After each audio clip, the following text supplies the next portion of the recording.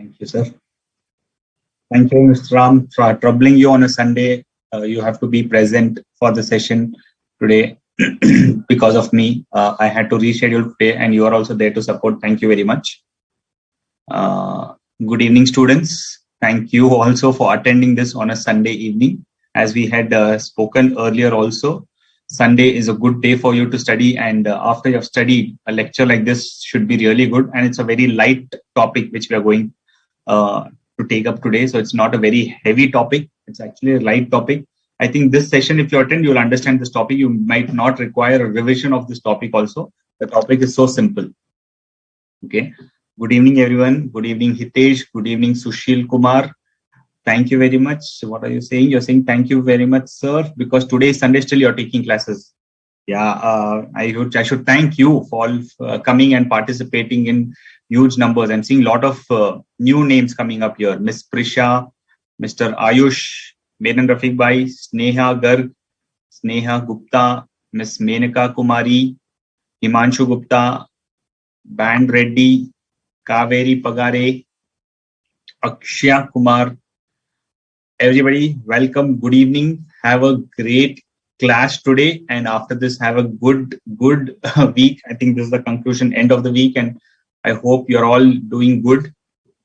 Good evening, Tanya Patkar. Good evening, Shraddha Chogle, Shravya. Good evening to everyone. Very nice to see so many new names and so many people participating on a Sunday. That only shows how dedicated you are for the subject and how dedicated you are for your academics, how dedicated you are for your CA. Stay focused, just concentrate on the technical aspects, concentrate on what you have to do, and definitely you'll achieve what you want to achieve. Yes. Hi, Shravya. Hi, Madhuri, Janisha, Yukta, Jain. This is applicable for May 2023 also. This session is specifically for November 2022. So it is not for May 2023, because after November 2022, if there's some amendments, there will definitely be some amendments, right? Because now we have seen a lot of provisions as we hear. There'll be a lot of provisional changes, what has happened in the recent GST Council meetings. So that will all be applicable for May 2023. So May 2023 will be completely different than what we are studying now. Okay. In the last session, we had discussed one point on this exemption. We were going through the problems, right? On exemptions. I want to just clarify that point before I take up classes for the session now. We had taken question and answer session. I will just open that again, and I'll just show you what happened in the problem solving session on the last point. Section article entry number 57. Okay, I will just share that screen so that it becomes clear. Okay, so we had spoken on retail packaging and labeling of fruits and vegetables. This I had said, no, this could be a mistake or things like that, but this is correct. Retail packaging and labeling of fruits and vegetables is specifically covered under entry number 57. So if you see entry number 57, all other entries are for specifically for agriculture produce and things like that. But entry 57 says retail packaging and labeling of fruits and vegetables is also exempted. So retail packaging and labeling of fruits, where there is a consideration that is not liable to tax, so the value will be nil. What we had mentioned in the answer is correct because of entry number 57. Okay, you don't have to mention entry in your question, but for your reference, I'm just in your answers, you don't have to mention the entry number, but for your reference, I'm mentioning that entry 57 is the relevant one for you to see that retail packaging and labeling of fruits and vegetables is also exempted. Okay.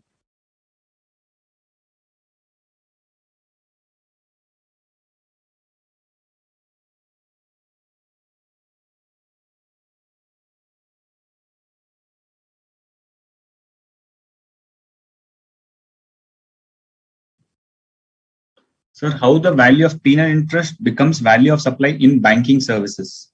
In banking services, what is the major business? The major business itself is getting the interest, collecting interest, and collecting penal interest. So that is the main supply for them. So that's the reason penal interest becomes the main value of supply for a banking services, because that's the value what they supply. Like if they give you a loan, that is taken back. So loan, what they give you is not the value of supply, because the value of supply is when they advance loan to you and you pay back that interest. That is the supply portion for them. So that's the reason value of normal interest and value of any penal interest is the value of supply for a banking company. Yukta Jain, you're a student through direct entry, I understand. So this will still not be applicable for May 2023. You can go through this so that you are prepared. But any amendments happen, you take that amendment book, amendment statutory updates book, what is released by the BOS, and update yourself for the May 2023 exam. Anything different from May 2022? I don't think so. There's much difference from May 2022. The statutory update is already published on the BOS portal. So please go through it. With respect to the topics, what we have covered till now, there are very few amendments, which I will again brush through in the class today. But from input tax credit onwards, there are a lot of amendments. You'll have to go through it. So if you're using May 2022 book, you can use it. But the statutory updates, please understand. Please take that and read through that. Okay, sir. One doubt from exemption of GST. Ms. Nehagar, your question is, if we go for laser treatment due to some medical problem, so would it be exempt or taxable? So laser treatment, it could be in terms of, as we had said, the exemption is very clear that if it is for beautification, then it is taxable. If it is something to do with accident and something, suppose I met with the accident, okay, and some part of, say, my hairs are lost, okay, and the doctor suggests that it has to be done, that I have to do a laser treatment and correct it off so that my brain grows properly. Okay, if some suggestion like that is prescribed by the doctor and then laser treatment is done, then it should be fine. So what kind of laser treatment, that is also important. If it is in the nature of beautification, then it will not be there. But if it is in the nature of medical problem or medical condition treatment in terms of some injury or something, then it will be exempted.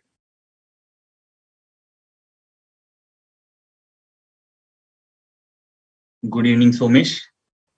Okay. So if there's any other doubts on exemptions, you can please ask. Otherwise, we can continue with it. That last exemption on this thing, retail packaging of fruits and vegetables. Please keep that in mind, that there is an exemption for retail packaging of fruits and labels, even though it is for secondary market. But there is a specific exception to that rule. That's the reason they're mentioned in the notification. So we have to abide by it and we have to take the benefit of that notification. Okay.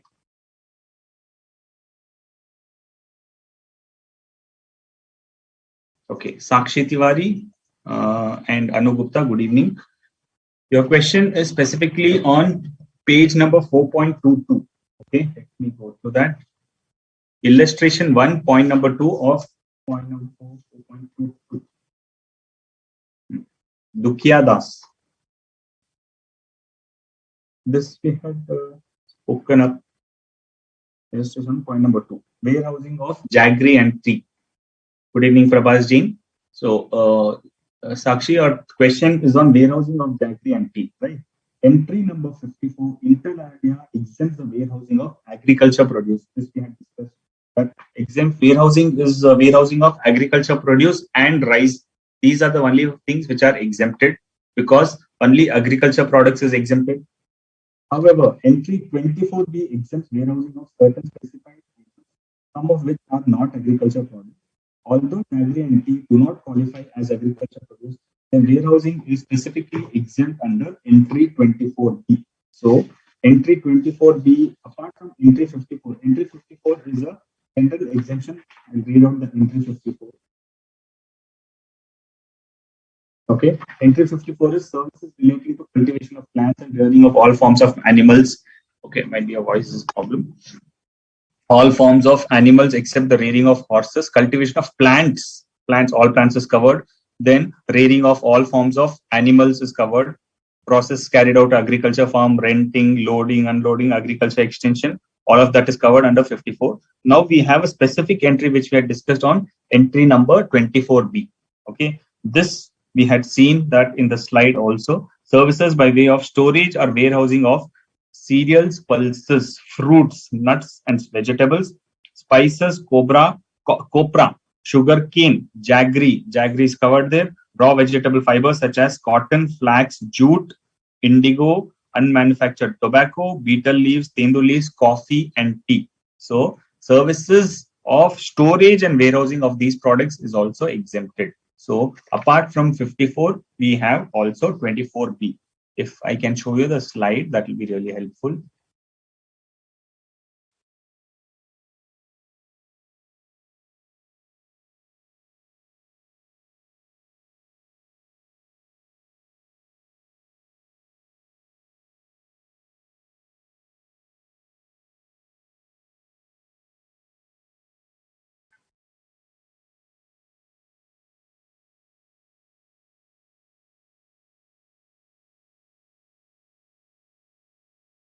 Okay, so in that slide, I'm not able to find that. So apart from this entry number 54, entry 24B is there for, we have seen some warehousing of minor, yeah, it is here.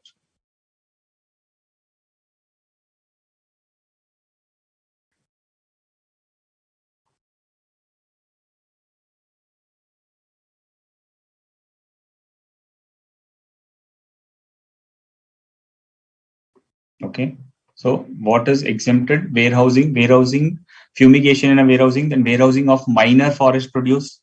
Okay, warehousing of minor forest produce, warehousing of agriculture produce and rice, then warehousing of these specific things: cereals, pulses, fruits, nuts and vegetables, spices, copra, sugarcane, jaggery, indigo, unmanufactured tobacco, betel leaves, coffee and tea. So this is that entry number 24, wherein apart from normal agriculture produce, on these products also you get this exemption.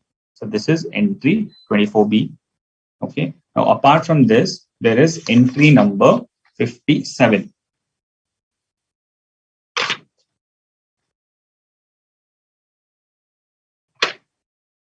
Okay. In entry 57, we'll see that which is not given in the table. That's the reason there is a confusion on entry number 57.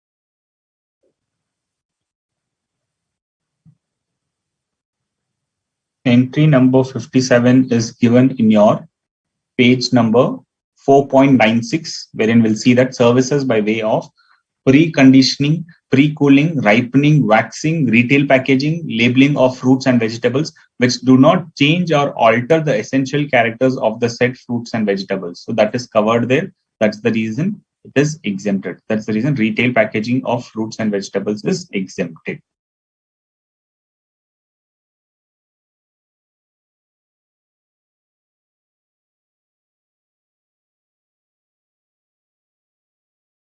Clear, Sakshi, with your point?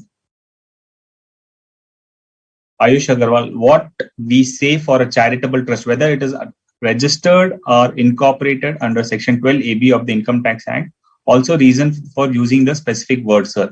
For charitable trust, we use the definition because the definition is given under the GST as such, that a charitable trust means a trust which is registered under 12AB of the Income Tax Act. Since 12AB gives specifically, when they give the certificate under the Income Tax Act, they see what are the activities they will carry on. And then they issue it. That's the reason they're very clear that what is the exemption. We'll have to see the Income Tax Act whether that charitable trust has the certificate.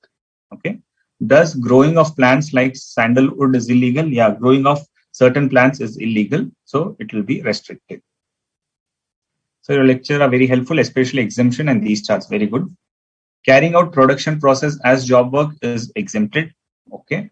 If I'm doing a job work for agriculture things, then it is exempted. But if I'm doing a process of a job work in relation to non-agriculture things, then it is taxable. Suppose I'm a manufacturer. Now I am a manufacturer of steel. I give some process to a job worker. Okay, he's carrying out some activity and he gives me back. That job working activity is liable to GST. Whatever charges he charges for the job work, on that GST has to be charged. Okay. Is it necessary to buy out the entry numbers? No, Janisha, not required.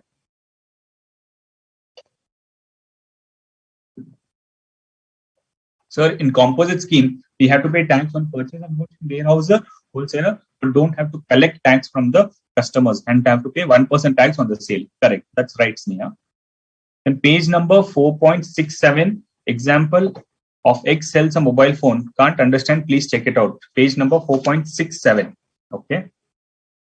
Your exemption, your chapters on thing is very helpful. That is, charts are very helpful. Great, good. Please make good use of that, Sneha. Agriculture production is exempt. Yes, it is exempt. Page number 4.67, Himanshu. I don't see any question over there. Which point are you referring to? There is maybe some old material. I am using a different material. 4.67.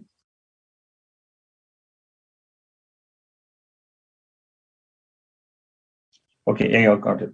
X sells a mobile phone to Y. The cost of the mobile phone is 40,000 rupees.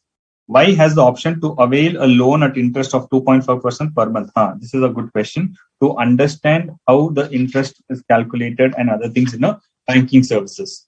So there are two illustrations. One is 32 and 33. Hope you're asking for illustration number 33. X sells a mobile phone to Y. The cost of the mobile phone is 40,000. Y has the option to avail a loan of interest of 2.5% per month for purchasing the mobile from Messrs. ABC Limited. The terms of the loan from Messrs. ABC Limited allows Y a period of 4 months to repay the loan and an additional interest of 1.25% per month for any delay in payment. Here, the additional penal interest is charged for a transaction between Y and Mrs. ABC Limited, and the same is getting covered under exemption entry number 27. Consequently, in this case, the penal interest charged thereon on a transaction between Y and ABC Limited would not be subject to GST, as the same would be covered under the said exemption entry. However, any service fees charge or any other charges, if any, are levied by ABC Limited in respect of transaction related to extending deposits would not qualify to be interest as defined in the exemption notification and accordingly will not be exempt. Moreover, the value of supply of mobile by X to Y would be 40,000 for the purpose of levy of GST. Okay. So what is the saying is, if I do a business and I do sale of a transaction. Now, in this case, this person is dealer who is selling mobile phones. Now, if he's selling mobile phones, he will sell the mobile phone and he'll have a condition saying that payment has to be made on time. If you don't make the payment on time, then you have to pay me interest. Okay, that's quite normal because I'm giving you something and it's like giving a loan. Now, if I'm giving a loan, okay, he's giving a loan, has the option to avail a loan at an interest of 2.5% per month. So he's giving a loan against the mobile. So there are two transactions. One is selling of this mobile for which the value is 40,000 rupees. Now, apart from this, I'm also giving him a loan saying that the consideration, if you can't pay me today, you take this loan, pay me the loan with the interest. Now, if he's paying that loan with the interest on that loan is exempted. So entry number 27 is exemption of the loan. Okay, exemption on interest.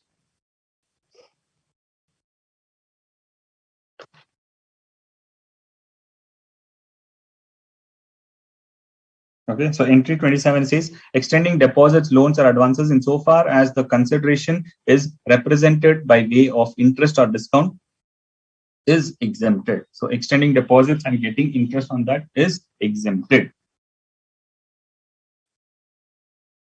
Clear, Himanshu? That's the reason in both the cases in 34 and I don't know 32, I don't know 33 instance, the interest whatever is charged is exempted. Plantation of trees in roadsides is charitable to GST, sir. We no, because in the it's nothing like chargeable to GST or no. Is it charitable activity or no? Roadside development, there's nothing called like that in the exemption notification. So this will not be covered there. Plantation of trees in roadside will not be a charitable activity. Today I went to shop and found that we has a composite dealer, sir. Good. Sir, if you purchase goods from Mr. X for rupees 10,000 and paid tax at 18%, which is 1,800, and the goods sold at 20,000 and charge 18%. Then in this example, what is input tax credit? If we purchase goods from X for 10,000 and paid 1,800, and when I sell, I will sell at 20,000 rupees, and I am charging 18% on that. So what is my input tax credit? I am a person who's buying from X. So when I buy from X, okay, I am paying tax to him. How much? 1,800. So 1,800 is my input tax credit. Clear, Sneha? So when you purchase something, whoever charges you GST, what GST they charge, that is your input tax credit.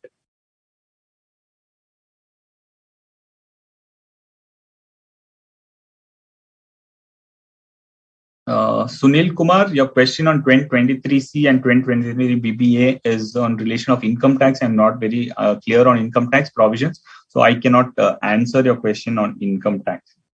Okay. Because GST says service by way of renting of presence in a religious place. That's all. It doesn't refer to 2023C or 2023 BBA, so that will not be really required.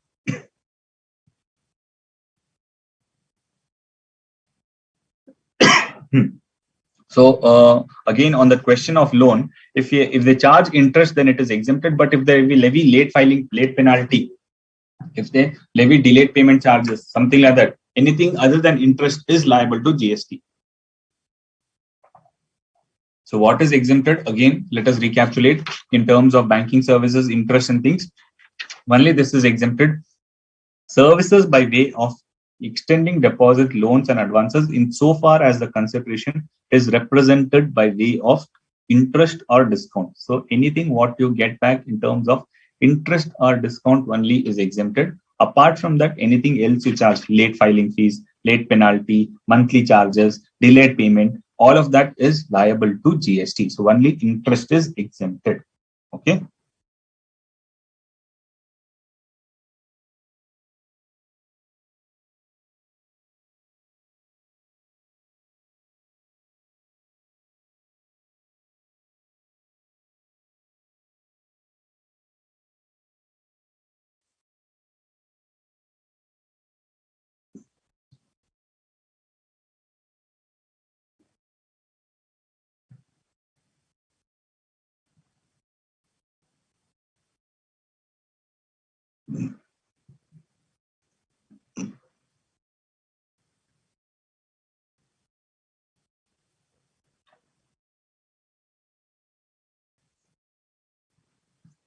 Are services provided to government exempt?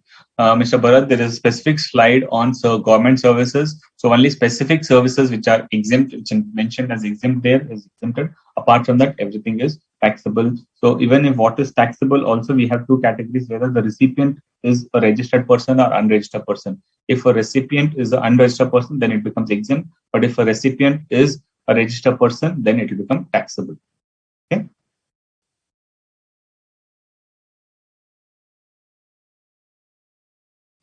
Good, very good questions on exemptions. So it looks like we have completed the chapter in a good way. That's the reason all these questions are striking to you.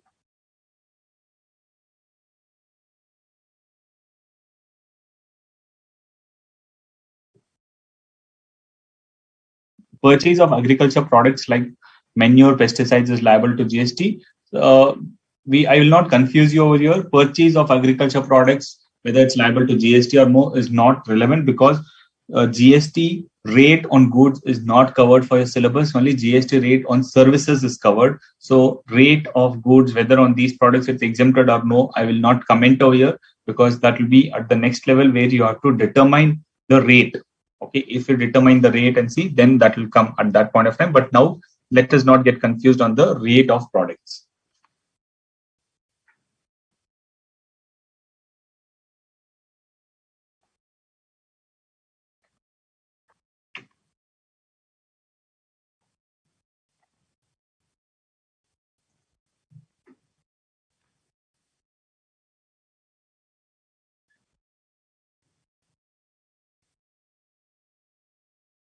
So registered person are liable to pay GST. Everybody, even an unregistered person, are liable to pay GST. Difference is if I am unregistered, I am also liable to pay GST because the supplier, if I go to a shop, whether I'm registered or no, he will always charge me GST. Correct? So if I'm unregistered, then that GST becomes a cost to me. I cannot claim the input tax credit of it. But if a person who's registered and he goes to a shop and he buys something, he will give his GST number saying that I'm a registered person. Baba, in your bill, please mention my GST number and give me the details when you upload it so that it should appear in my portal. So when a registered person goes, he will give his GST number. And once he gives his GST number, what happens? That gets recorded in the system of the supplier. And you know how this credit will come to me. This credit will appear to me in my GSTR 2B.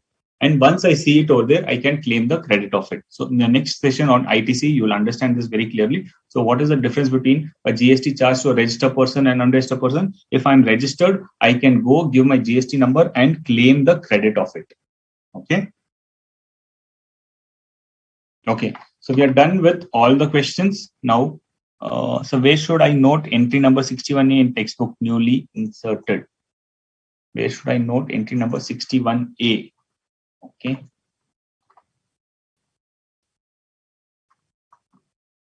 Just make a note of it after entry number in your respective place, but it's a new entry which has been inserted. But unregistered person can't pay GST on RCM, correct? Unregistered person, if he has to pay GST on RCM, then he has to register and then pay it. So if there's a liability cast under reverse charge basis, what we have discussed, that unregistered person, how will he pay? If he is not registered and it is necessary for him to pay it, then he will have to register and pay the GST. Sir, is input tax credit a loss to the government? No, it's not a loss to the government. It is just that shaking hands, moving hands from one person to another, because government has promised that we will give credit to people who are availing it. So they are not very, it's not a loss to the government because it's a benefit which we gave to the supplier, and supplier is given to the government. So once revenue has gone to the government, again and again it cannot go, right? So if it's not a case of duplication of transaction, that's the reason when an input tax credit is given, it is not a loss to the government. It's a business necessity that I have paid to the vendor and I should be getting the credit of it. So that credit is rightly coming to you. Okay. Extending of housing loan is also exempt or no? Yes, housing loan, any kind of loan interest given is exempted. Okay. So that is it. Now let's get into the today's topic. Time of supply. Okay.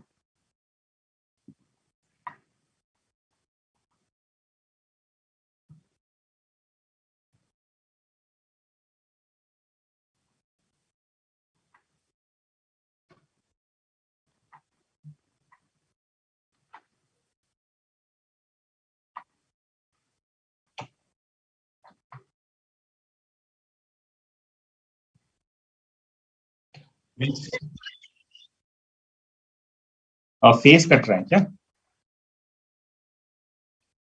अभी? Okay.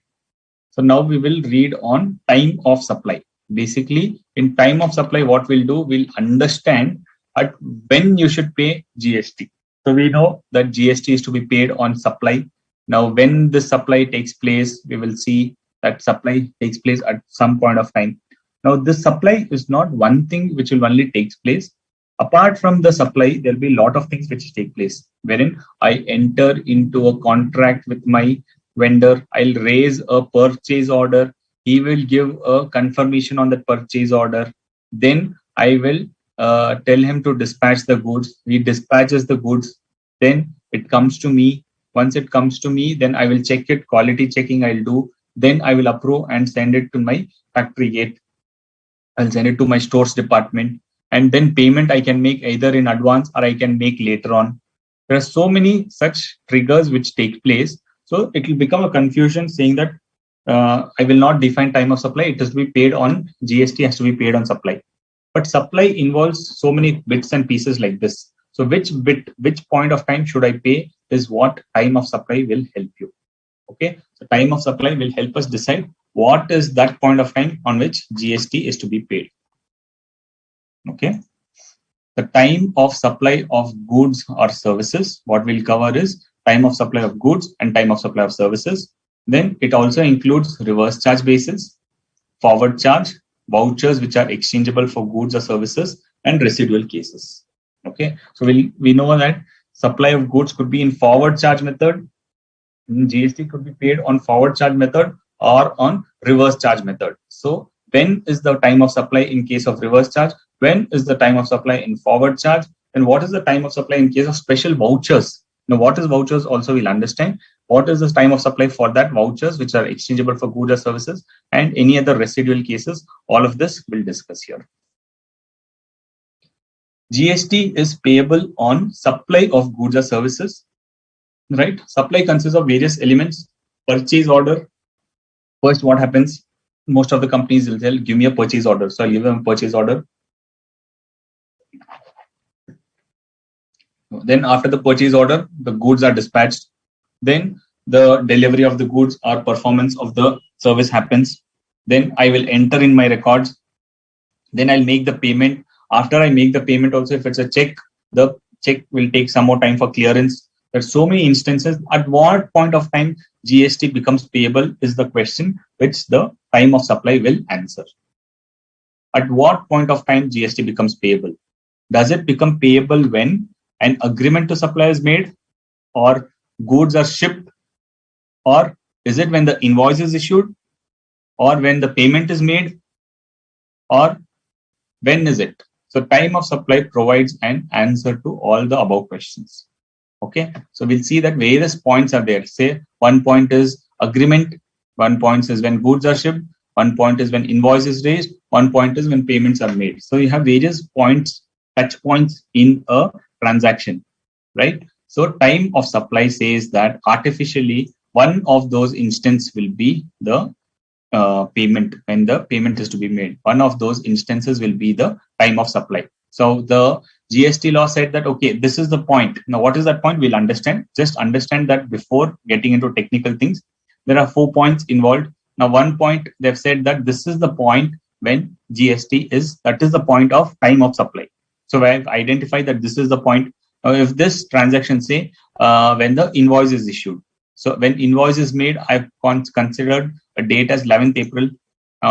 There were various other dates, but the government in the GST law said that this is the time of supply. Now, if this is the time of supply, say, for example, I had raised an invoice on 11th of April 2021. So this is the time of supply, which means what? On this day, I will pay the GST? No, I will pay the GST on the due date following this month. So I will report all such transactions for this month, wherein the time of supply is triggering in this month. This is one example. Like this, there will be so many sales which I have raised, sales invoices which I will issue. So if there are multiple sales invoices, I will bundle all those sales invoices together. I will club all the sales invoices. Say this is on 11th April. So on 11th April, and the full for the month from 1st April till 30th April, I will consolidate all the transactions for which the time of supply is triggering in this month. Then I will make payment on the subsequent month. So it is not that every time when you make sale, you have to pay it, run to the government and pay it off. You have to keep doing your business smoothly, and the government should not trouble you. That's the objective. How is that achieved? That is achieved by doing your sales transactions, do your normal sales transactions every day, record it. Then the government says, okay, if these are all the sales transactions, you record that, bring it to me on a monthly basis. How will you bring it to them? Through filing it in the GST portal. File it on the GST portal and tell them that these are the transactions which has been taken place in this month. Then the return has to be filed. So all transactions for April will be filed through a return in the month of May. So for the month of April, what is the due date of payment? 20th May. So by 20th May, you have to make the payment. Clear on this, on time of supply?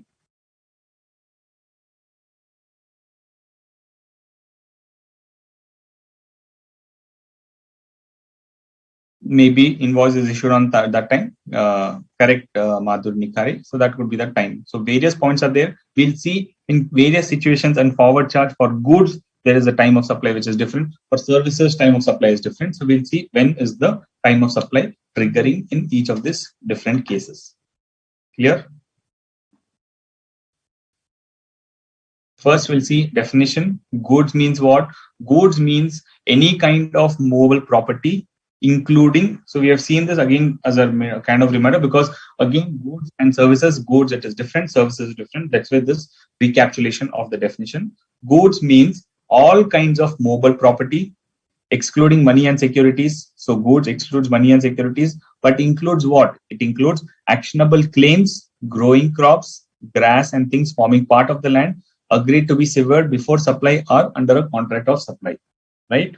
So goods means all kinds of movable property, whatever things we can see, whatever movement can happen, those are all goods, right? All things which are movable are goods, but it excludes money also is movable because it moves from one hand to another hand. So is money a good? No, money is specifically excluded. Money and securities are excluded from the definition of goods, but it includes what? It includes actionable claim.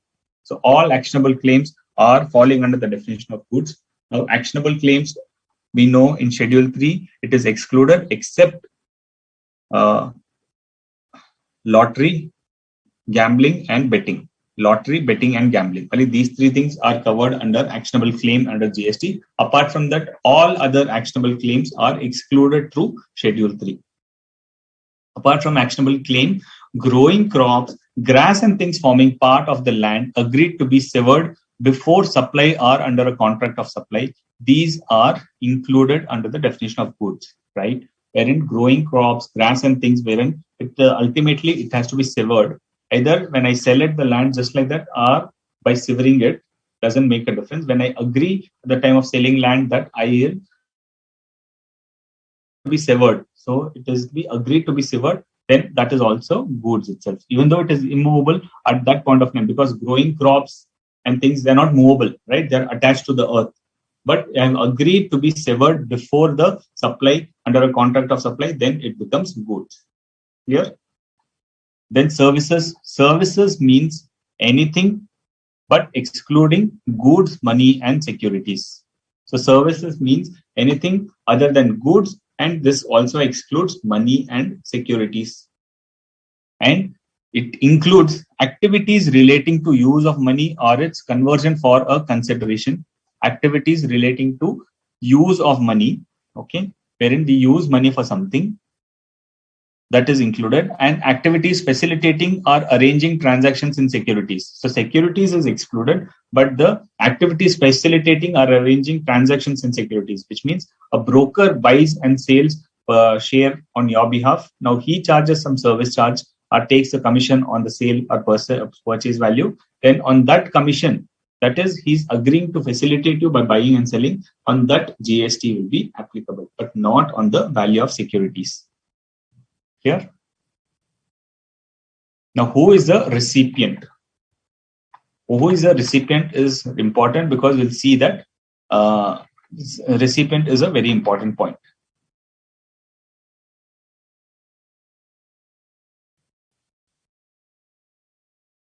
So, in time of supply, the date when GST becomes due, correct?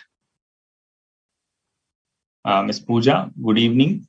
I'm sorry that you have missed the class, but it's okay. Now we have just started. You can continue from here. Ankur Patel, yes, your queries are reaching. तो आपको हिंदी में जहां पर भी होगा, जब हम technical points में आएंगे, मैं आपको हिंदी में भी समझा दूंगा ताकि वो क्लियर हो जाए फिर.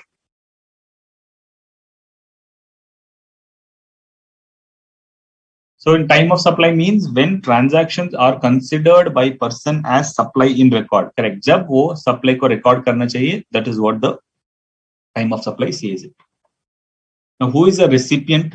Who is a supplier? Who is a recipient? Subrecipient is if consideration is payable for supply of goods or services. अगर मैं कुछ खरीदता हूं और उसके लिए consideration involved है, then the person liable to pay the consideration is the recipient. If I sell some goods to Mr. A, now he is liable to pay me something, right? Because I've sold the goods to him. So the person who is liable to pay the consideration is Mr. A, and he has to pay me. So he is the recipient, right? Now, in case of a school, I send my kids to the school. Okay. Now, for this, consideration is to be paid by the students or by the parents. It has to be paid by the parents, right? So when the parents are to be liable to be paid, if consideration is payable for this supply, then person liable to pay the consideration. Who are liable? The parents are liable. So parents will be treated as recipient, even though education flows to the students. I'm just giving an example to understand that three parties are involved in the transaction, wherein ultimately the person who is receiving the service is not the person who is paying for it. So person who is ultimately, I am not going to the school. Who are going to the school? The kids are going to the school. Are they recipient? No, because they are not liable to pay the consideration. I am liable to pay the consideration because I agree with the school that I will make the payment. So I am the recipient of service. I am the recipient of service because on my instructions, they are teaching my children, right? So the recipient will be a person who is liable to pay the consideration.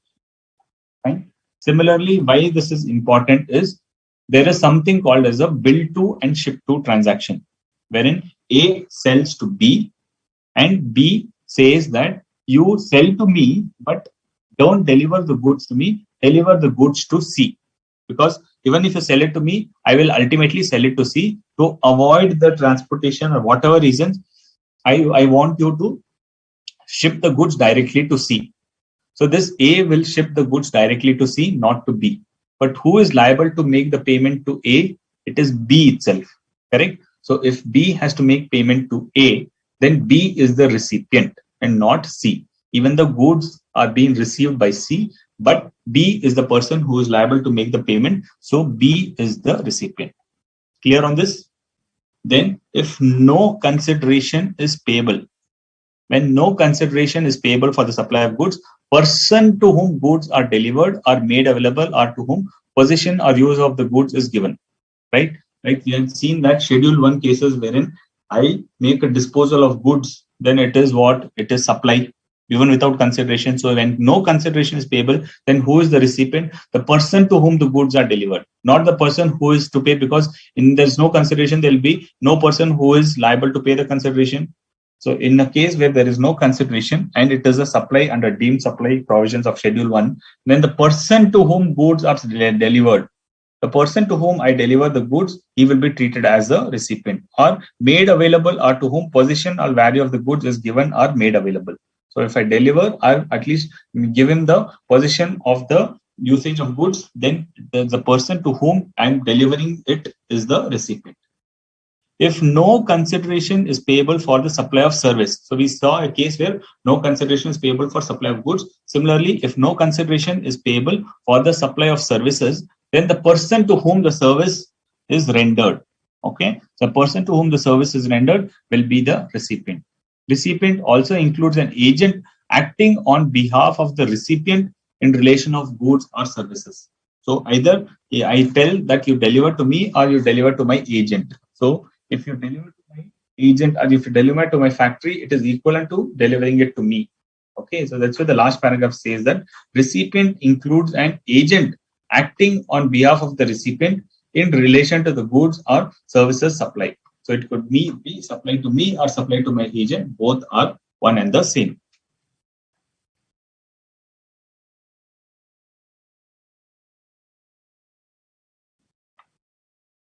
Clear? So who is the recipient? When consideration is payable, the person who is liable to pay when no consideration is involved.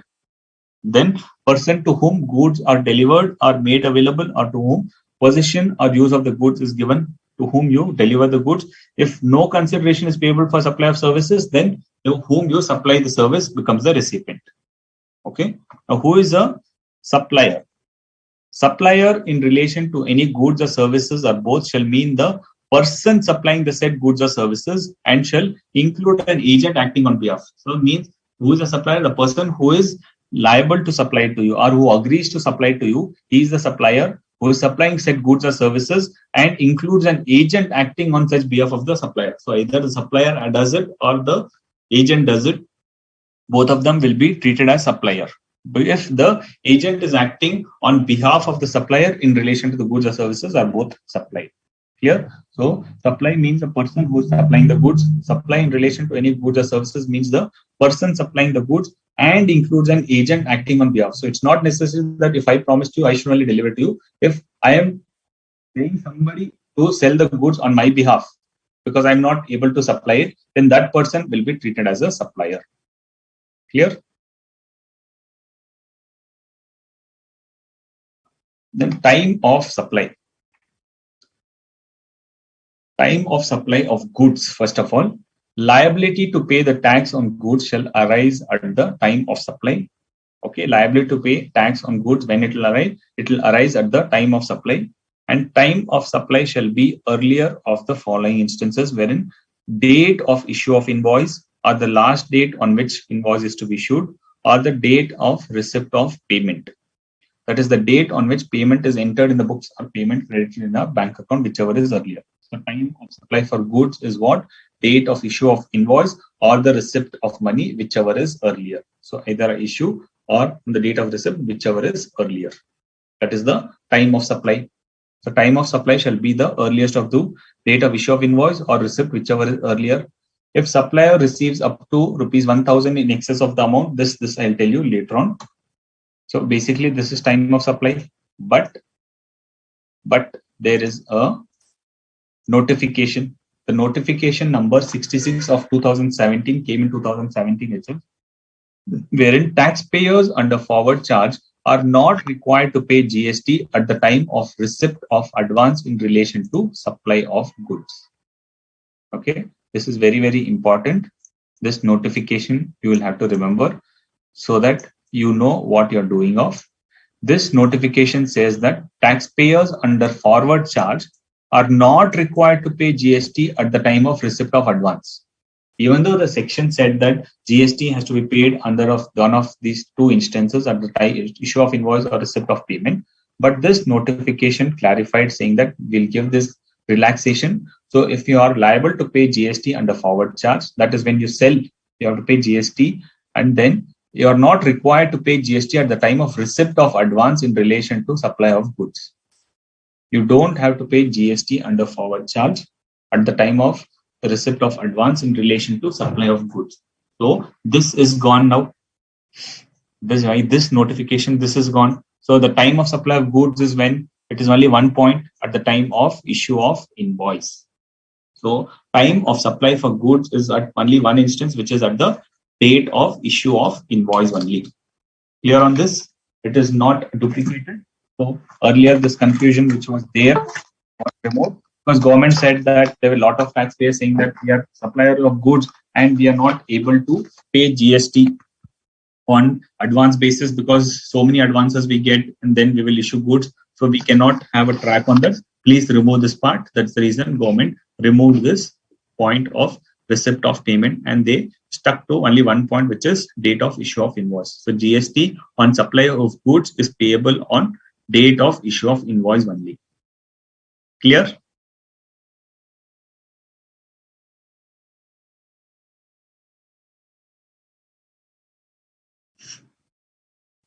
Read the single, sir. If consideration is paid and my agent receives the goods, who will be the recipient? Very good question. If consideration is paid,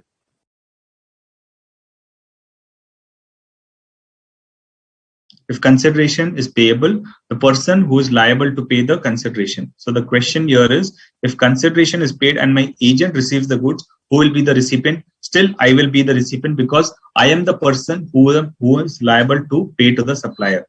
If when I am liable to pay to the supplier, then I am the recipient, even though the goods could be received by my agent. Still, the person who is liable to pay is the recipient. Simple. It's always whether I receive or anybody else receives. Still, the who is liable to pay is the person will be treated as a recipient. Okay.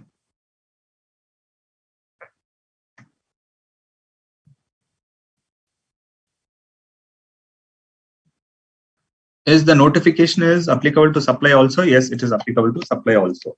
Please explain ऐसे रफीक भाई मैं क्या बोल रहा हूँ simple है जब goods supply होता है जब हम सप्लाई ऑफ गुड्स करते हैं द टाइम ऑफ सप्लाई दो चीजें बताई गई है कि receipt of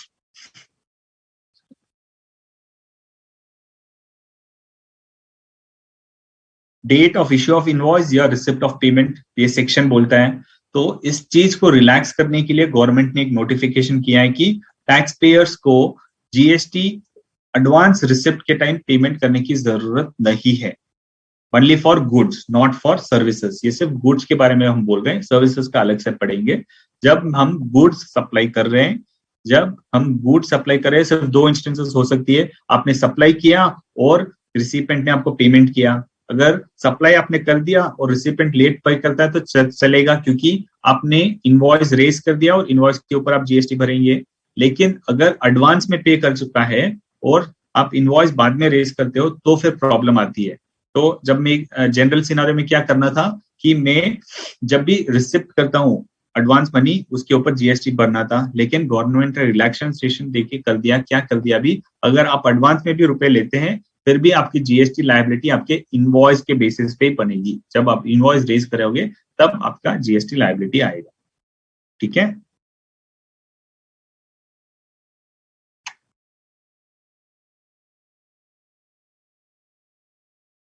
sir, means whichever is earlier वाला कॉन्सेप्ट नहीं है, सिर्फ date of issue of invoice consider करना है। Exactly right. सो गुड्स के लिए सिर्फ date of issue of invoice consider करना है।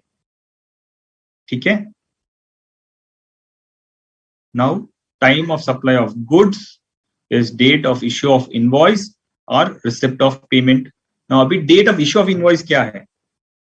Okay, when I should issue N invoice, जब भी मैं चाहूं तब इश्यू कर सकता हूं? नहीं, उसके लिए भी कंडीशन है कि आप इनवॉइस कब तक रेस कर सकते हो। ऐसे नहीं हो सकता है कि मेरे को जीएसटी बचाना है इसलिए मैं जीएसटी इनवॉइस रेस नहीं करूंगा तो मेरा टाइम ऑफ सप्लाई ट्रिगर नहीं होगा। बात वो नहीं है। बात ये है कि आपको इनवॉइस कुछ स्टैट्यूटरी टाइम लिमिट के अंदर रेस करना है। ऐसा नहीं कि जीएसटी ने बोल दिया है कि जीएसटी आपका time of issue of invoice पे हो जाएगा तो मैं इनवॉइस पूरे साल भर का ईयर एंड में कर लूंगा, तो जीएसटी सिर्फ एक महीने में भरूंगा, बाकी 12 महीने नहीं भरूंगा। ऐसा नहीं होगा, क्योंकि उसमें भी कुछ कंडीशंस है। It says that I cannot just postpone issuance of invoice to a later point of time and say that okay, when I raise an invoice, the GST has to be paid because this recipient of receipt of payment is anyways gone. So can I say whenever I issue an invoice, GST has to be paid? Yes, but for issue of invoice, there is a timeline where the supply again depends on what kind of goods it's in, where the supply involves movement of goods, then before removal of goods. Okay, where the supply involves movement of goods, then removal of goods. If the supply involves no movement of goods other than movement, then delivery of the goods are making the goods available. ठीक है, तो इसको हम example के through समझेंगे। where the supply involves movement of goods, जैसे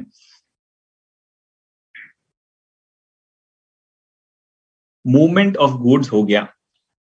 मैं यहां से एक अग्रीमेंट करता हूं कि मैं 5 लैपटॉप यहां से बैंगलोर से हैदराबाद भेजूंगा। So it involves movement of goods. मेरे सप्लाई में मूवमेंट ऑफ गुड्स की इन्वॉल्वमेंट है। In this case there is a involvement of movement of goods. This supply involves movement of goods, then removal of the goods is the time when I should raise an invoice. So before I move off the goods or give this 5 laptops to my courier agency, that is when I'm removing the goods. So invoice has to be issued before the removal of the goods. Okay, where the supply involves movement of goods, I have to raise an invoice before movement of goods. Other than movement of goods, wherein कोई मेरे shop पे आता है, I don't have to move the goods. Counter से लेके जो display से लेके काउंटर देना, that does not involve movement of goods. जहां पर I don't have to do any transportation, okay, there is no outside movement of goods, that is the case of other than movement. In that case, when is GST payable? On delivery of the goods or making the goods available, where I'm delivering, yahan pe delivery kar raha hu. So at this point of time itself I have to raise the goods when I'm delivering the goods at my counter itself or making the goods available. Now take another scenario to understand when the goods are made available. जब मैं construction company में काम करता हूँ, when I deal with a construction company, I generally store goods at the warehouse of the construction company itself. जैसे cement हो गया, cement का मैं मैन्युफैक्चर करके I can not manufacture at my place and then deliver, तब तक तो it will become like a blocks. So I cannot be able to use it because cement is one product which has to be used when the mix happens. Instantly it has to be used. मतलब I'm saying a cement concrete, not the cement as such. Cement concrete जब RMC बनता है, ready mix concrete जब बनता है, that RMC has to be delivered instantly. Now I cannot do manufacturing at my end and go to the thing. I either have a RMC concrete machine, which is a mobile machine, mobile truck, or if I say that quantity is very huge, I will set up a batching plant at the site itself and I will put all my raw materials there and I will manufacture and keep it as and when the recipient needs it, he will take it from my batching, my plant, output plant. So here also movement does not involve, because I'm manufacturing and keeping it over there. The recipient will come and take the cement as and when required. So there also, as and when I make the goods available. So that is the relevance of this point: delivery or making available of goods. Okay. So when I make the goods available, delivery of the goods, and we explained on making the goods available is when I make the goods available for the recipient to take it, is when is a point when the the invoice has to be issued. Okay. So in that case, I have to issue an invoice and then make the goods available. So when normal cases, when when the supply involves movement of goods, when I have to remove it from my factory gate, when I have to remove from my godown, then when I remove the goods, before that I have to issue an invoice. And in instances where it does not involve movement, then delivery of the goods or making the goods available. Before that, I have to raise an invoice.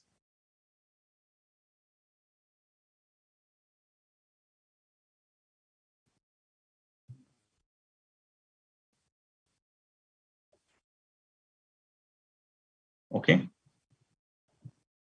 So basically, simple समझना है तो time of supply कब है, issue invoice कब issue करना है, whenever you move the goods or whenever you make the goods available to the recipient, तब आपको invoice raise करना है. ऐसा नहीं कि आप उसको दे दिए goods but invoice raise नहीं किएंगे, ऐसा नहीं हो सकता है, because it will not be permitted. You have to raise an invoice before delivering the goods or making the goods available or when you remove the goods. Exception, receipt of amount up to rupees 1000 in excess, ये तो goods के लिए applicable ही नहीं होगा, because you will not, even though you receive anything in advance, that doesn't matter, because this condition is gone now. This exception is there, but this will apply only for services. Then supply deemed to have been made to the extent of invoice or value of payment, this also is not relevant. When we discuss services, I'll explain on these 2 points. Okay.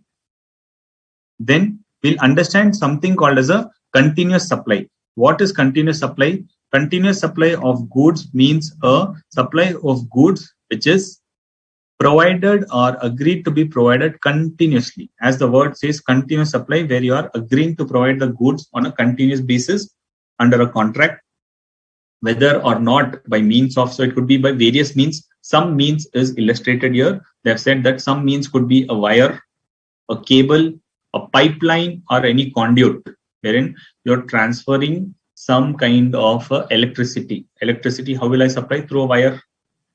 Okay. Or I'm doing some internet service providing through a cable, or I'm supplying some petroleum, wherein petroleum is required on a regular basis. I'm having a pipeline from my place to your place, wherein this is a continuous supply.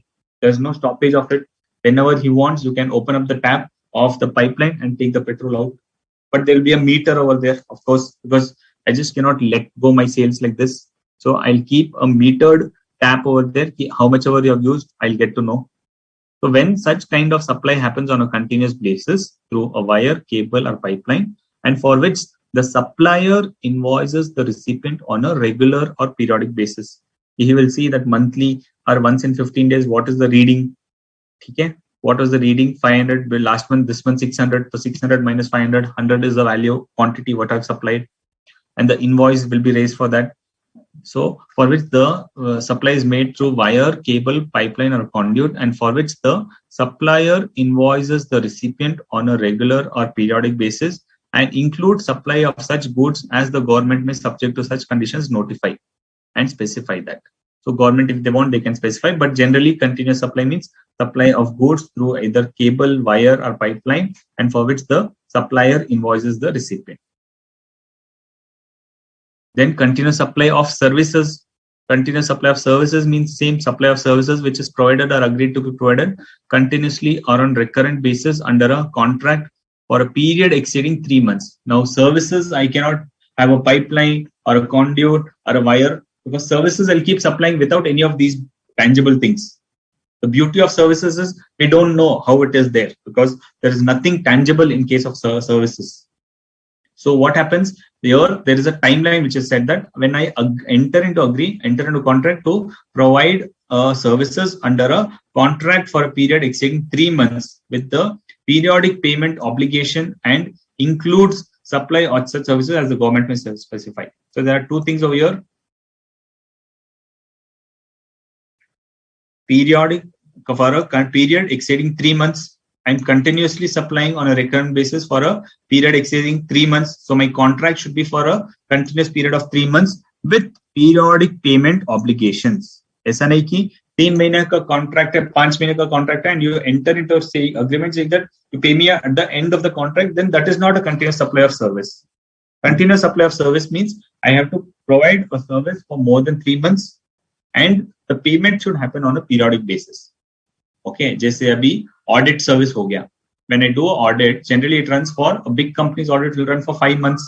So can I say it's a periodic payment? No, because the consideration for that is not on a piecemeal basis कि 1 month हो गया आप ये payment करो, second month हो गया payment करो. नहीं, the payment happens at the end of the audit. So it's a one service which is split into 5 months.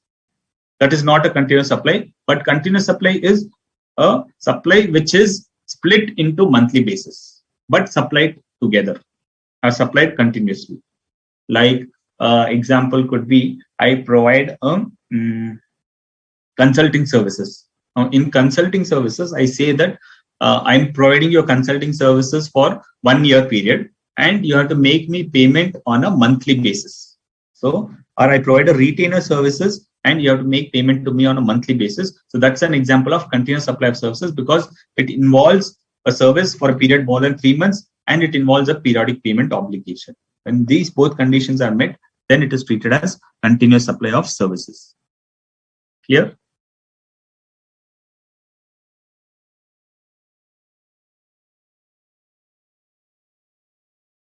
Okay. So questions on goods. When the goods are handed over to courier agency, issue invoice, right? Correct. When the goods are handed to the courier agency, it means making available goods. So raise an invoice. So can we say when ownership is transferred at movement? Yeah, when ownership is transferred, it's not movement. When ownership is transferred, it could be that who is transferring the ownership.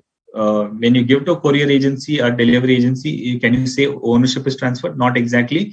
Depends on what is your contract. Is it on FOB basis or CIF basis? Wherein I tell that till factory gate is my liability. After that, it's your liability. So in that case, it's fine. But if it is my, it is the recipient's responsibility and he sends his courier person, then I can say that my ownership is transferred. So whenever ownership is transferred, that is the point when I have delivered the goods.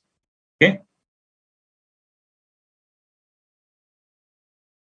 Does movement other than recipient, does other than movement mean recipient comes to a supplier to receive the goods? Yes, Akashni, that is one instance, but apart from that, other instances on making my goods available at the recipient place, that is also covered.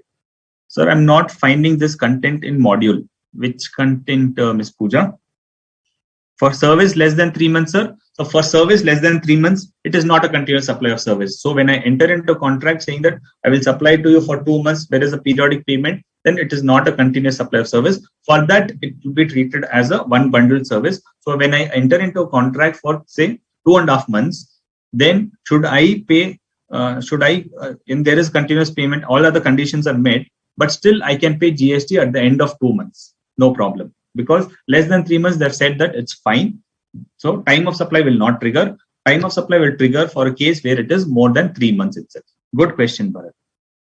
Share an example of continuous supply of service. मैंने कहा है ना, जैसे lawyer service हो गया, legal service या chartered account consultancy देते हैं, उसमें भी अगर a lawyer says that I will provide you monthly service, आपको जो भी monthly queries है आप मुझसे पूछिए और मैं आपका legal question solve करूंगा, but आपको मुझे monthly payment करना पड़ेगा. ठीक है, ऐसे नहीं कि आप ईयरली पेमेंट करोगे. नहीं, अगर ईयरली पेमेंट करोगे तो फिर वो क्या हो जाएगा.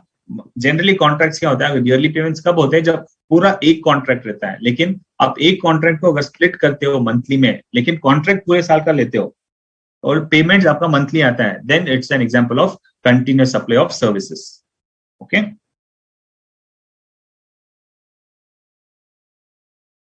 Construction site worker providing services is continuous supply service.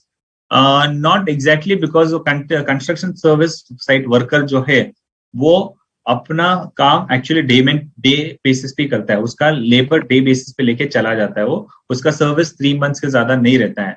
Even you want you can move him of and things like that. तो इसीलिए कंस्ट्रक्शन साइट वर्कर का सर्विसेज तो डेली बेसिस पे होता है, मैक्सिमम वीकली या मैक्सिमम मंथली बेसिस पे. He'll take salary and go off, but उससे ज्यादा नहीं होगा, तो that's not a correct example of continuous supply of service. So whether subscription to OTT platform is continuous supply of service? हाँ, subscription to OTT platform is a continuous supply of service, क्योंकि आप subscription या internet connection also, this entering into contract for more than 3 months, but payment is happening on a monthly basis. So these are example of continuous supply of services. I am confused between removal of goods and delivery of goods. जब मैं goods यहाँ से remove करता हूँ, that is removal, but when I deliver the goods, that is the point when I deliver. ठीक है, जब मेरा liability delivery करने का है, that is delivery of goods. Removal of goods की starting of the goods, that is removal of the goods.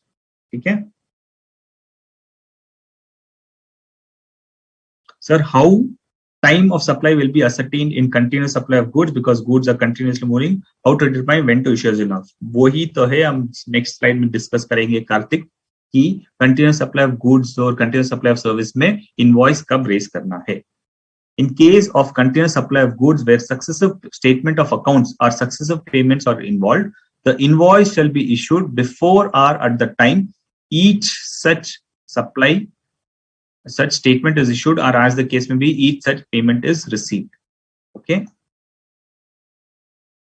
So time limit for issue of invoice in case of continuous supply of goods where successive statement of accounts or successive payments are involved.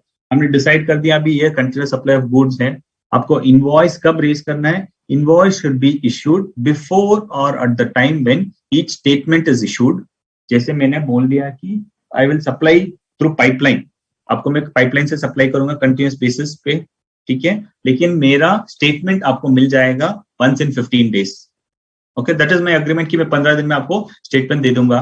जब मैं statement देता हूं, which means I'm giving a successive statement of accounts, then invoice has to be issued or before or at the time such statement is issued. जब मैं 15 दिन में आपका statement देता हूं, उसके साथ ही मैं इनवॉइस रेज कर सकता हूं या उसके पहले इनवॉइस रेज कर सकता हूं. उसके that is the time when I have to raise a invoice. ठीक है, और मैं स्टेटमेंट नहीं देता हूं लेकिन मेरे को मंथली पेमेंट चाहिए, हम फिर एनुअली बैठ के डिस्कस कर लेंगे, लेकिन मंथली कितना पेमेंट है वो मैंने डिसाइड कर लिया कि आपको 1 लाख रुपए देना है. So before I receive such payment is received, I have to raise a invoice, क्योंकि मैंने अग्री कर लिया कि मंथली आपको मेरे को पेमेंट करना है ऑन एडॉक बेसिस, कि मंथली आप मुझे 1 लाख रुपए देंगे, तो 1 लाख रुपए जब आप मुझे देंगे उसके पहले मुझे इनवॉइस रेज कर देना चाहिए. Okay, so that is the time when the invoice has to be raised.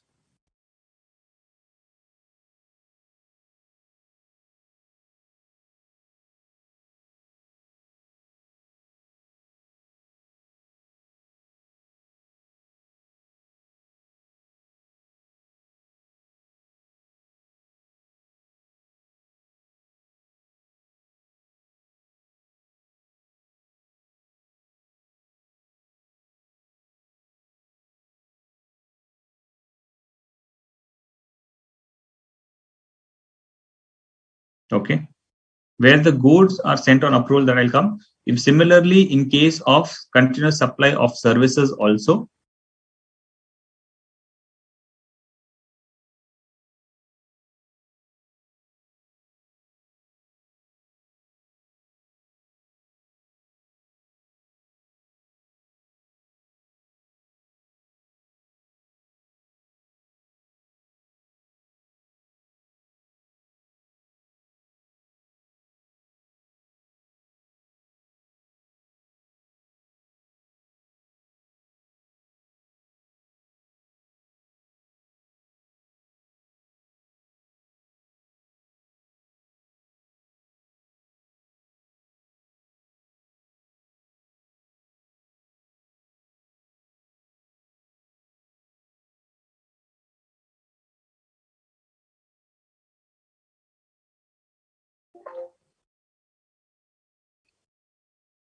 नहीं sir, 1 minute.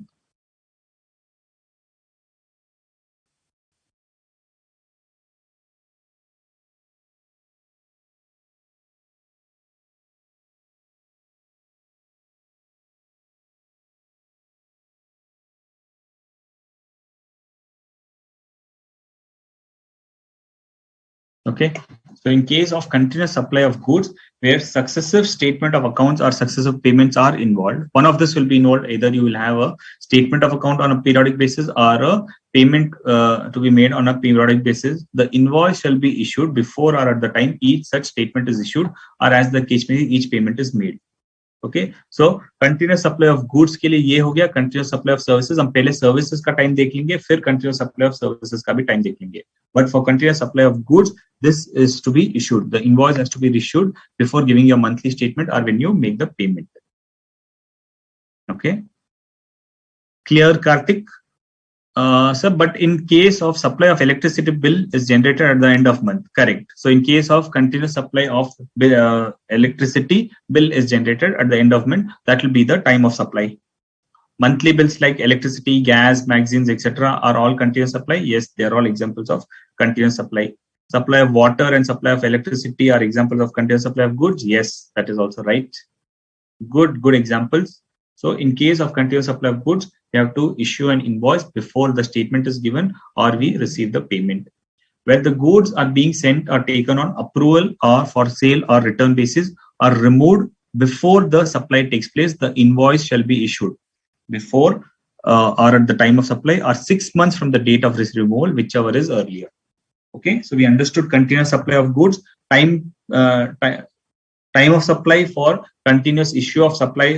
Continuous supply of services we'll discuss later. For continuous supply of goods, we have seen this. Then where the goods are sent on approval for sale or return basis, right? When the goods are sold on approval basis, कि मैंने आपको बेच दिया है, आपको अभी नहीं खरीदना है, घर पे जाके अब बता के मैडम से डिस्कस करके बाद में खरीदिए sir. This is the sales tactic, correct? तो ये क्या हो गया, ये sale on approval for sale और रिटर्न बेसिस, कि आपने अप्रूव कर दिया तो ठीक है मैं इनवॉइस रेज करता हूँ, नहीं तो आप मुझे फिर से रिटर्न कर दीजिए, थैंक यू वेरी मच. तो भरोसे पे होता है, हर किसी के साथ नहीं होता है कि भरोसे की बात हो गया है कि recipient has received the goods but he is not confirmed and he has sold it for approval for sale or return basis. Then when is the time of supply? In that case the time of supply is before or at the time of supply कि जिससे मैंने agree हो गया, I have given goods to him, by the end of 3 months he says okay I have approved it, अब मुझे अब bill कर दो. तो that point of time.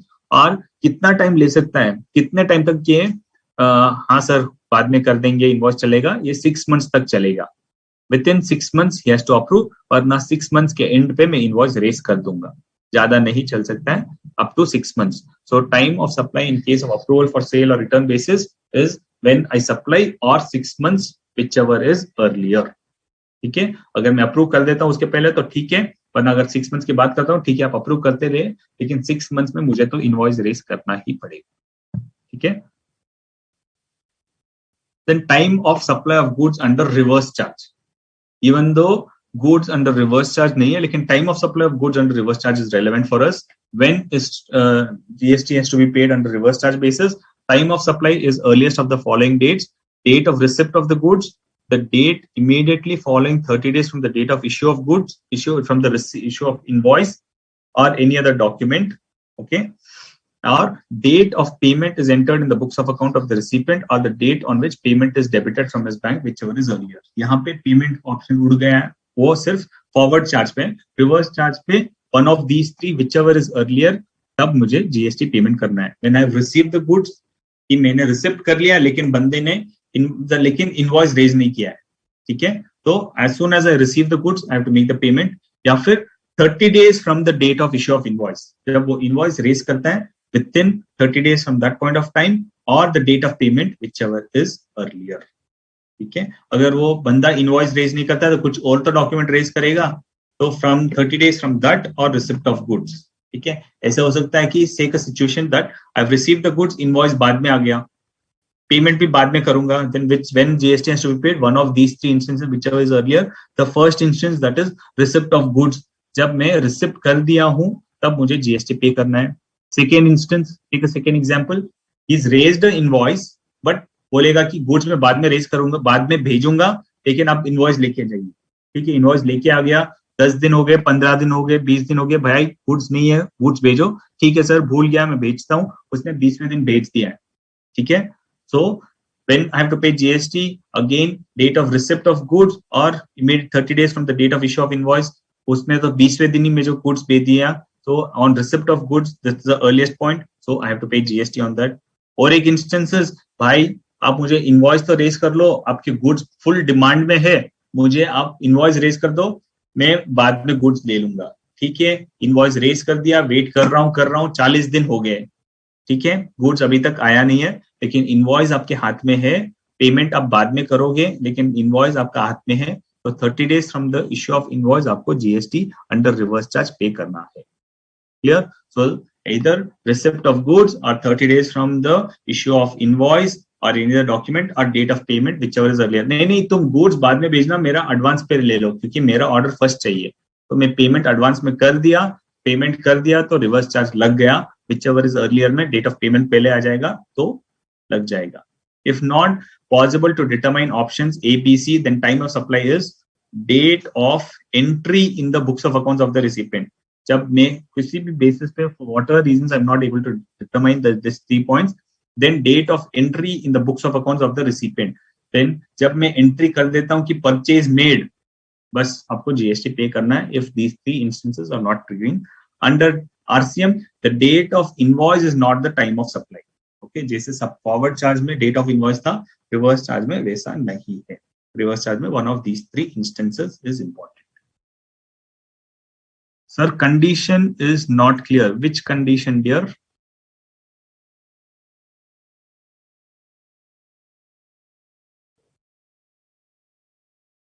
Karthik Gupta, which condition is not clear?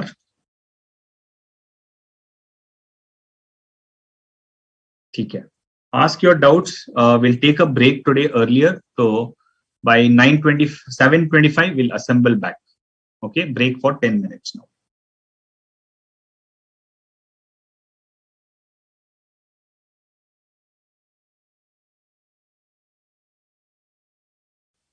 Sir. Yes, 10 minutes.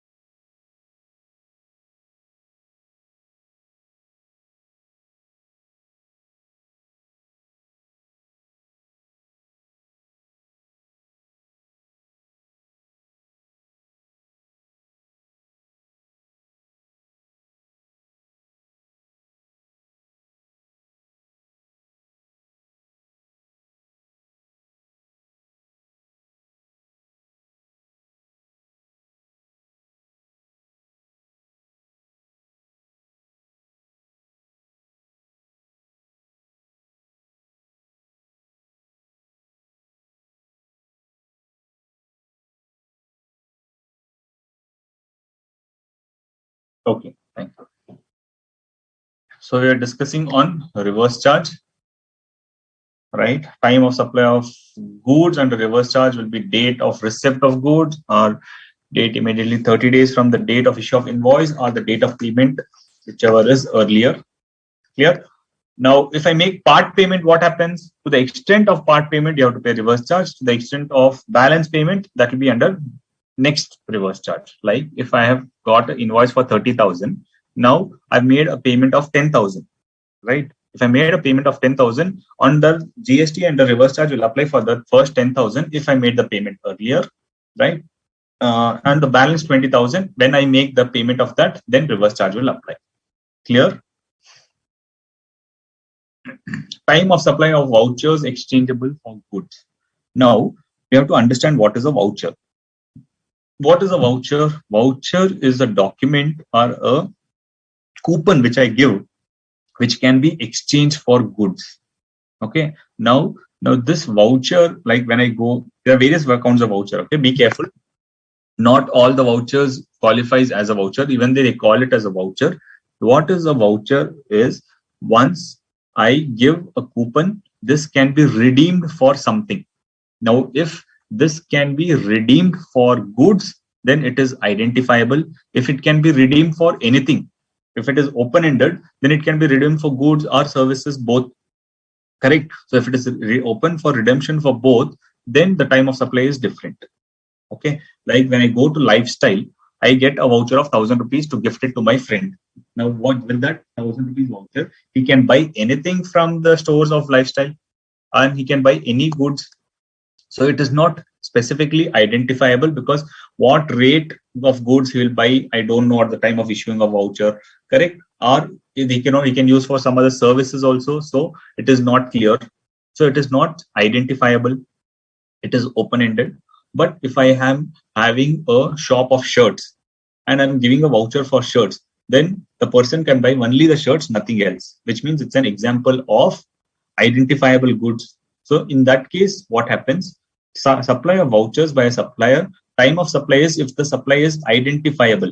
Like in the example of goods, of shirts, if the supply is identifiable, then the date of issue of voucher. So when I issue this voucher, that is the time of supply because I know whether whenever he comes, he'll buy shirt only. I know the rate and I know the value. So this is the day when I issue the voucher, that is the time of supply. GSTB has to be remitted on that date.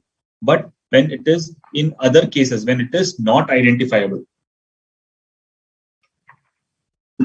in cases where the supply is not identifiable, then the date of redemption of voucher is the time of supply. So if I give a voucher, I've just given an advance, I've just got an advance. Then when the customer comes and redeems it, that time I will know whether he's buying goods or services and what value of goods is buying, what is the rate of goods. Then the time of supply for that will be when I redeem that voucher. Okay. If not possible to determine the time of supply under 234, that is in case of goods forward charge, reverse charge, or vouchers, I'm not able to identify, then what is the time of supply? That is residuary cost. This is a residuary clause that says that if I'm not able to determine the time of supply in the previous provisions, then when the periodic return has to be filed, then the date of return filed is the time of supply, or in other cases when the tax has to be paid. Okay, when there's only an exceptional case in a remote situation, I'm not able to find it. Most of the cases it will all get covered under there, but in some remote cases, I'm not able to determine the time of supply. Then the time when I pay the taxes, or when I file the return will be the time of supply. Okay.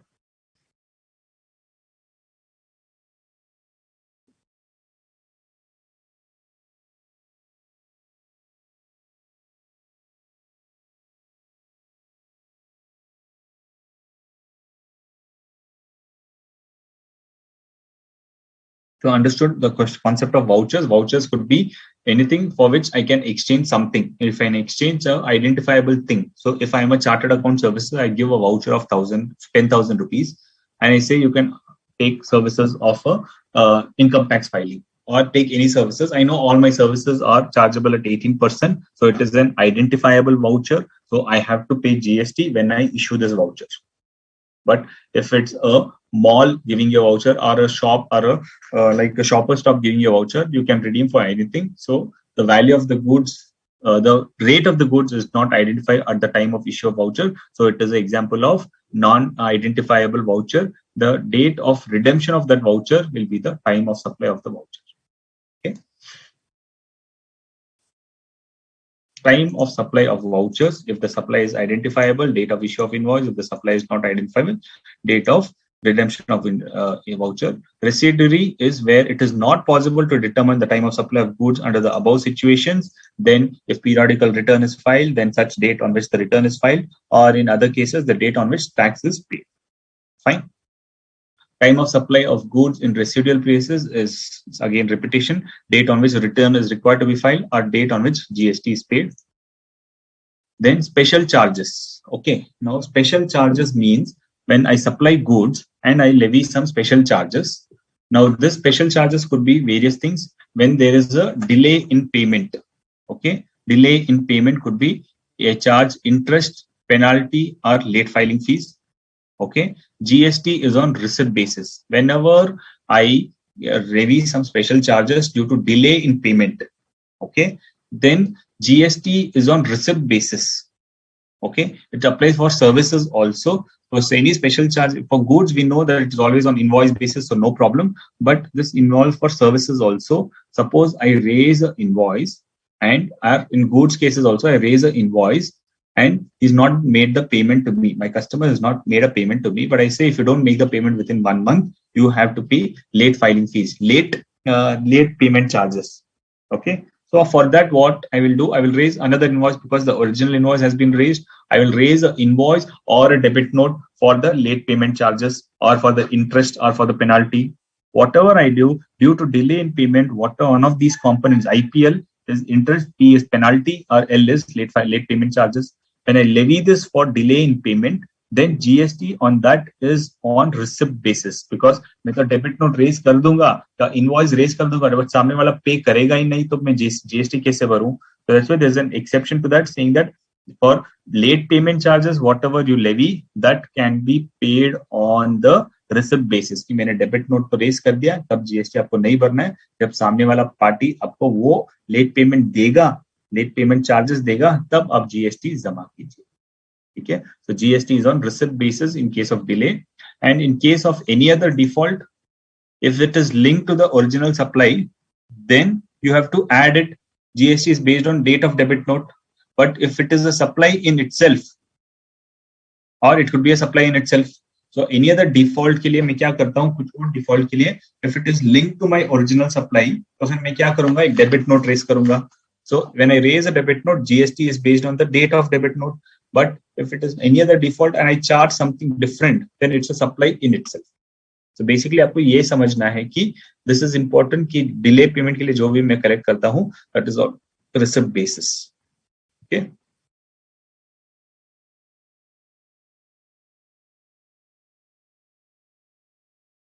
Then time of supply of services. We'll come to the time of supply of goods you have completed. Any questions on supply of goods?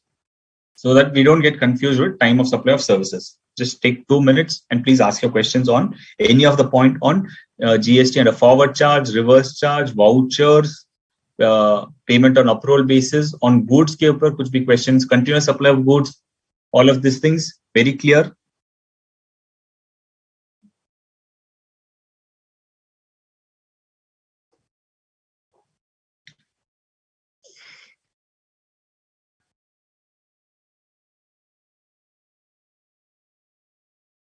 What is debit note? Good.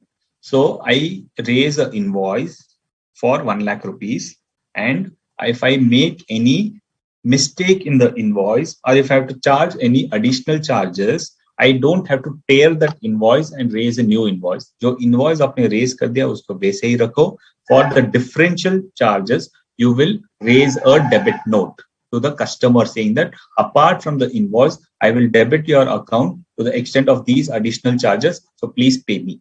So debit note is equivalent to an invoice, but invoice के बाद जो आप raise करते हो उसको आप either second invoice में raise कर सकते हो या a subsequent debit note. Okay, so when value is 1 lakh rupees, I had to raise 1,10,000 rupees. तो 1 लाख का जो इनवॉइस रेज हो चुका है, बाकी का 10,000 के लिए I can raise a debit note.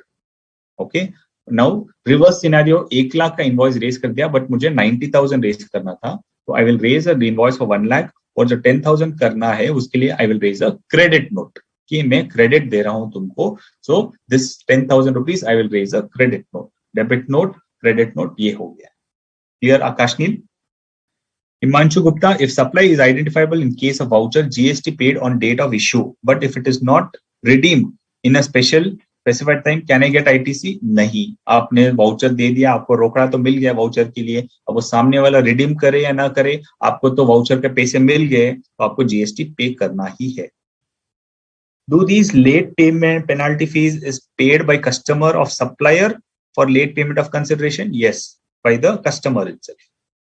Sir, when specific voucher is issued, whether 18% GST is adjusted against the value or charged from the beneficiary? No, it is included. Suppose मैं 1,000 rupees का voucher देता हूँ, then 1,000 will include this. For in case of identifiable, say if it is 18%, so 1,000 will include the GST.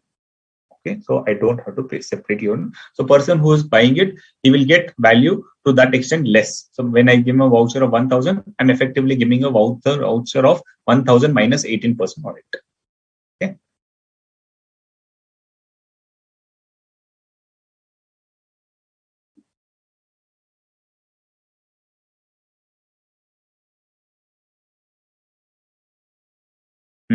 Debit note and credit note is also issued for return of goods.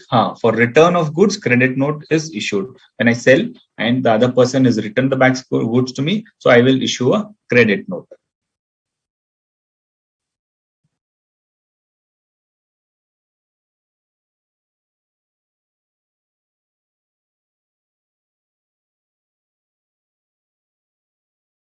Okay, can we move to supply of services? Okay, so supply of services, time of supply for services. If the invoice issue where the supply involves movement of goods was there for goods, यहाँ पे तो नहीं है. Nothing of supply of movement of goods because there's no movement. Services is intangible, so we don't know when this thing happens. So that's why the criteria here it is different.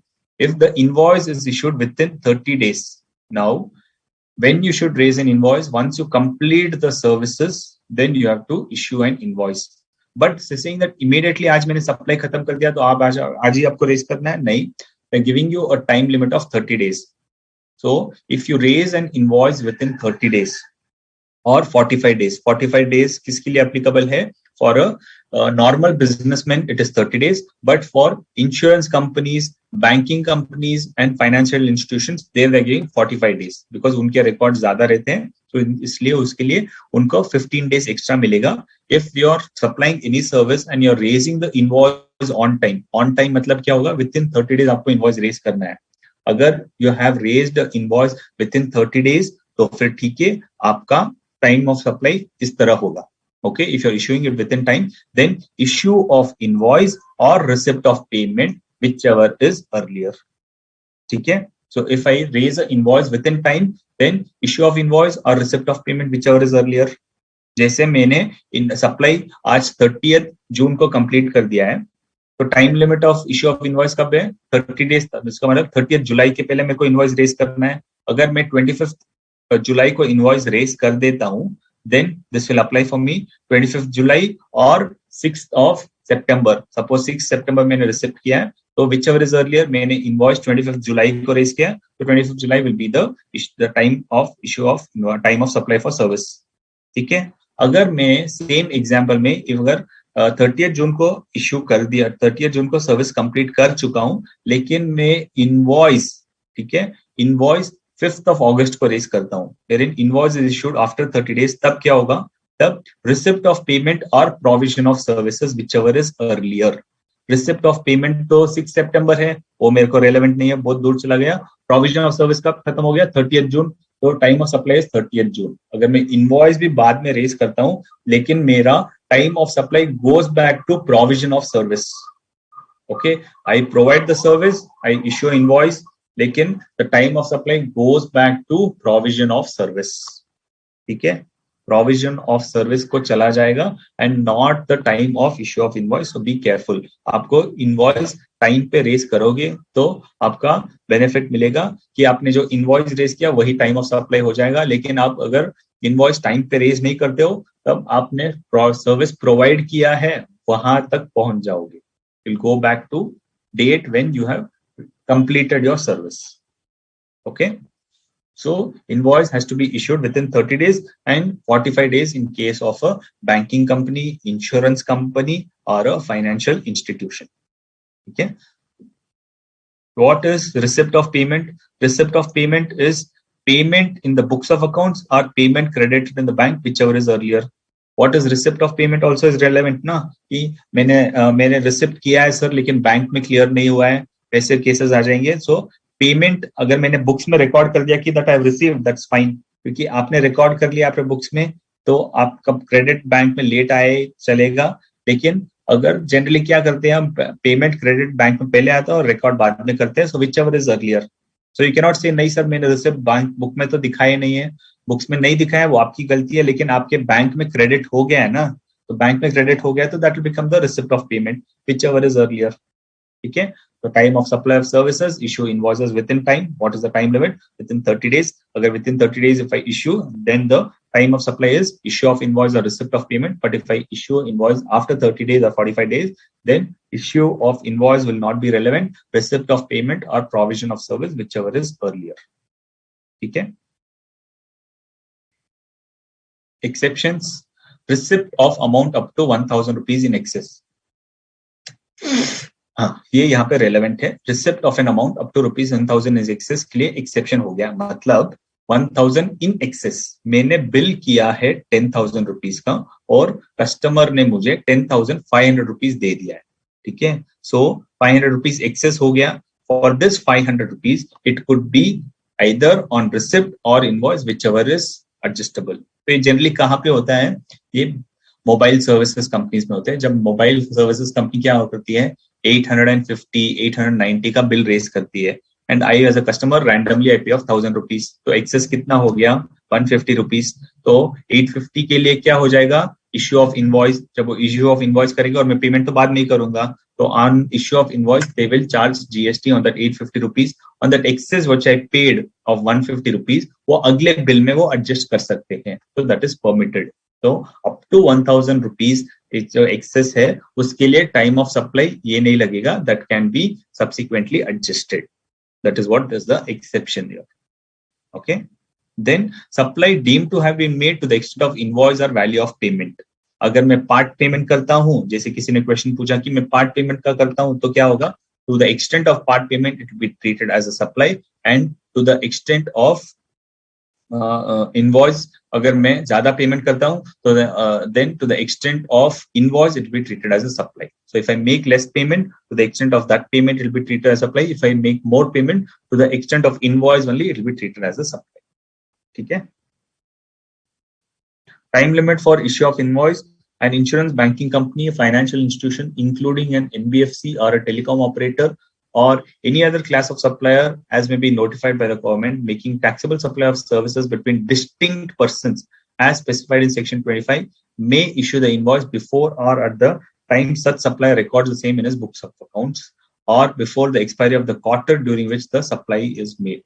When I do any kind of transaction where any insurance, banking company, financial institution or any other class of supplier making taxable supply of services between distinct persons, मतलब एक banking company के एक branch और दूसरे branch के जो भी transactions रहते हैं, they make so many transactions, they have given a relaxation there wherein they say that in case of any transactions between the distinct persons, you can issue the invoice before or at the time such supplier records the same in his books of accounts. तो आपका GST in that case कब पे करना पड़ेगा, when it is recorded in the books of accounts of the supplier or before the expiry of the quarter during which the supply is made. आप quarterly invoice raise कर सकते हो या फिर recording basis पे कर सकते हो, when only not in case of all kinds of distinct persons but only in case of these specific customers, that is insurance companies हो गए,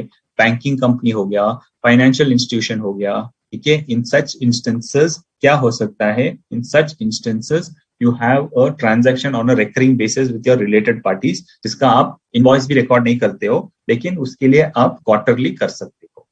ओके, लेकिन मैक्सिमम क्वार्टर तक रह सकता है, उससे ज्यादा स्पिल आउट नहीं रह सकता है. ठीक है.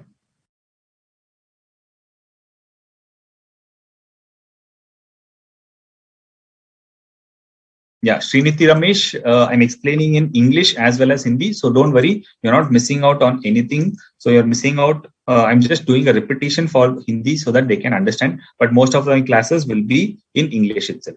Please don't worry.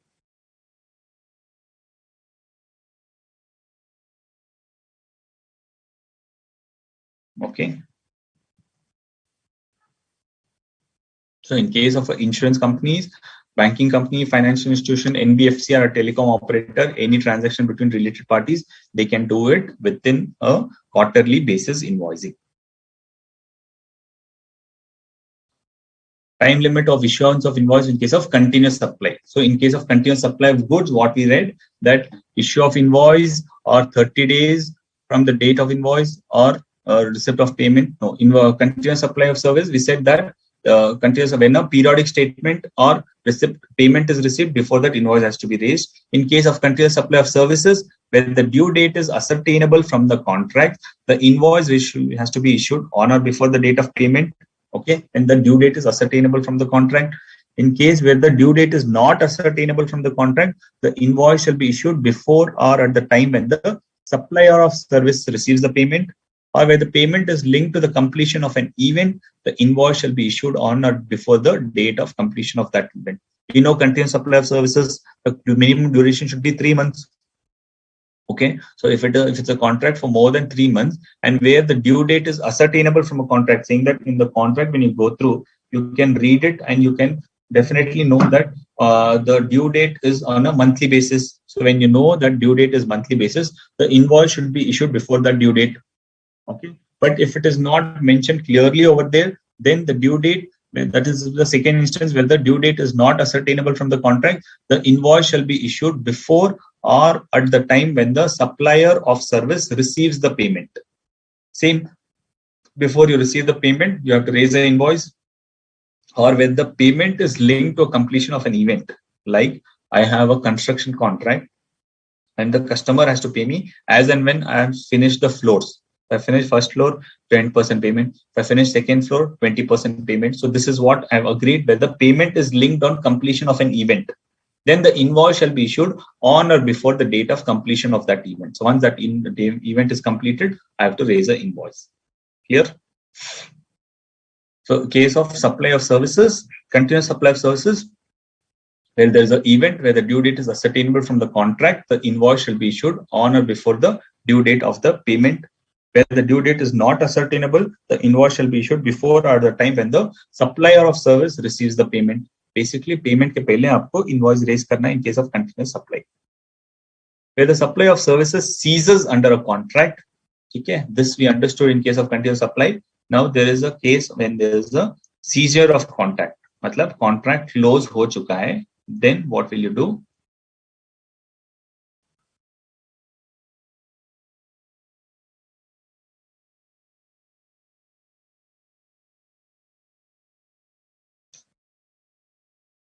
Okay, where the supply of service ceases under a contract. ठीक है, आपने सर्विस प्रोवाइड किया लेकिन आपका कॉन्ट्रैक्ट बीच में बंद हो गया. Under a contract, before the completion of the supply, the invoice shall be issued at the time when the supply ceases, and such invoice shall be issued to the extent of the supply made before such cessation. मतलब आपका contract खत्म हो गया है, तब आपको event the last तक wait करने की जरूरत नहीं है. जब आपका सीजर हो गया, then the invoice shall be issued at the time when the supply ceases, and such invoice shall be issued to the extent of the supply made before such cessation. मतलब पिछले कॉन्ट्रैक्ट से ये contract तक जो भी आपने supply किया उसका आप इनवॉइस रेज कर सकते हो. whatever you have raised in the past, from that point of time till the point of this time, that is when you before what supply you made before cessation, up till that point of time, all the supplies you can raise a invoice. Okay. Provision of service means providing of service. when do I provide a service? When I agree on something. So when I provide a service, that is called as provision of service.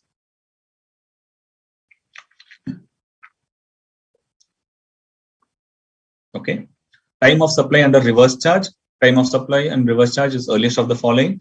Date of payment as entered in the books of accounts, or date immediately following 60 days from the date of issue of invoice. Okay. So in case of reverse charge, date of payment is date of payment as entered in my books, or date immediately 60 days from the date of issue of invoice. In supply of goods, there were three things: date of payment, date immediately 30 days, or receipt of goods. Yahan pe to there is no point of receipt of goods, so that is ruled out. So date of payment or date immediately 60 days. In case of goods, it's 30 days. Here it is 60 days for reverse charge.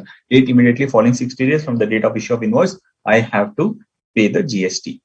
If not possible to determine under AB, then time limit shall be the date of entry in the books of accounts. Same. And in case of an associated enterprises where the supply of service is located outside India, this is very trivial case. In case of supply by associated enterprises where the supplier is located outside India, not within India. Agar in India, then this condition will not apply. But if it is an associate enterprises who is located outside India, matlab foreigner hai, foreign company say you are taking something which is an associated enterprises, holding subsidiary ho gaya, or group of companies ho gaya, wherein one of the companies is outside India and they're providing some services to you. You have to pay under reverse charge. Then the time of supply will not be this reverse charge. The time of supply will be date of entry in the books of accounts or date of payment, whichever is earlier. Then that 60 days from the date of issue of invoice, wo sab criteria nahi rahega. That criteria will be date of entry in the books of accounts or date of payment, whichever is earlier. So simple.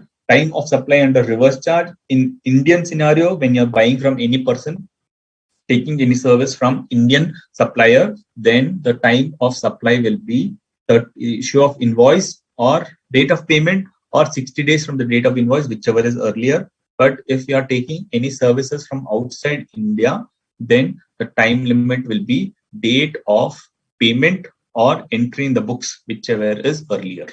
आपके उसको invoice की release करने की जरूरत नहीं है. आप या तो फिर पेमेंट कर दोगे या तो फिर आपके बुक्स में प्रोविजन बता दोगे that I have to pay him. वो एंट्री हो गया तो आपको जीएसटी पे कर देना है. वेट नहीं करना है कि सामने वाला इनवॉइस रेज करेगा. Once you make an entry or you make the payment, whichever is earlier, you have to raise an invoice.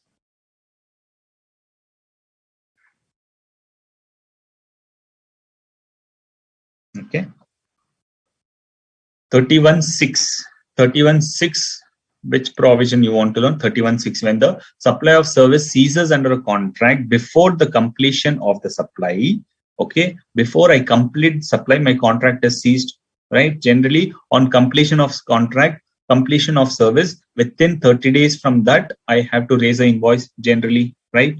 Time limit for issuance of an invoice, issuance time limit, time of supply for services, this one. Within 30 days, I have to raise an invoice. But 30 days I have to raise an invoice from which date? From completion of service. But before completing the service, only the contract is ceased. Then when should I raise an invoice? The invoice shall be issued at the time when the supply ceases. If I cease the supply today, then the invoice shall be issued at the time when the supply ceases, and such invoice shall be issued to the extent of supply made before such cessation, which means when you cease the contract before the generally, normally within 30 days from the completion of service, you have to raise an invoice, but your completion of service itself has not happened. Before that, it has got cancelled. When it is got cancelled, that time you raise an invoice. And for what value you raise an invoice is what they're saying is to the extent you have completed the service, to the extent of supply made before such cessation, you have to raise an invoice. Clear, Lavanya?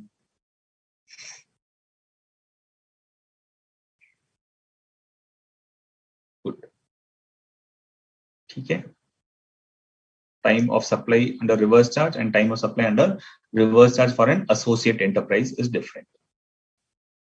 Time of supply of goods on reverse charge and time of supply of goods of reverse charge under services. So this is a comparison to make you understand when GST has to be paid. So GST under for RCM of goods, we have receipt of goods or date of payment or 30 days from the issue of invoice, correct? Whichever is earlier. If not, then the date of recording of the supply, if we are not able to find it. So it's an exceptional case.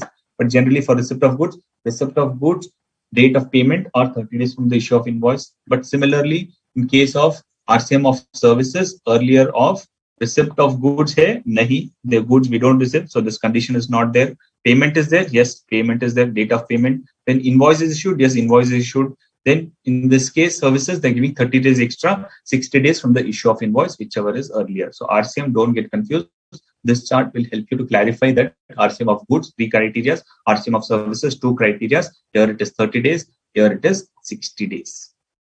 Okay, if not, again, date of recording the supply. Then in case of an associate enterprise, RCM will be changing. In case of associate enterprises, supplier located outside India and supplier is located outside, the date of recording supply in the recipient books or date of payment, whichever is earlier. Clear? So supply of services from associate enterprises located outside India. It could be some kind of common expenditure. I'll give an example saying that some kind of common expenditure is incurred by a branch located in US, and US is charging their services to India through kind of cost apportionment. So it means what? They are charging something to you, means it's an import of service. You have to pay for it. So it's an import of service. Then date of payment, entry in my books as I have to pay them, or date of payment, whichever is earlier, is the time when I have to pay the GST. Okay. The provision relating to time of supply of goods as contained in section 12 are summarized in the below diagram. So I will summarize that, but do you have any doubts before that? Himanshu Gupta, completion of an event means completion of entire project, or it can be completed in parts. So how is your agreement? Depends on that. Generally, if it's an audit services, I've completed part of the audit. Can I tell it is part completion? So give me, no, I cannot be. So it will be a complete service. So completion of an event means the completion of the complete event which we have agreed at. It could be oral agreement or written agreement, whatever is agreed at, that if it is completed, then it is considered as completion. For which I am eligible to raise the invoice, that is a event for completion of the event.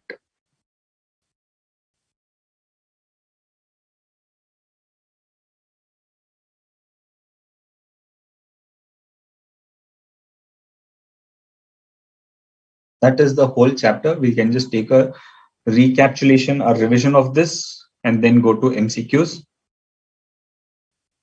Okay, I'll start with the revision.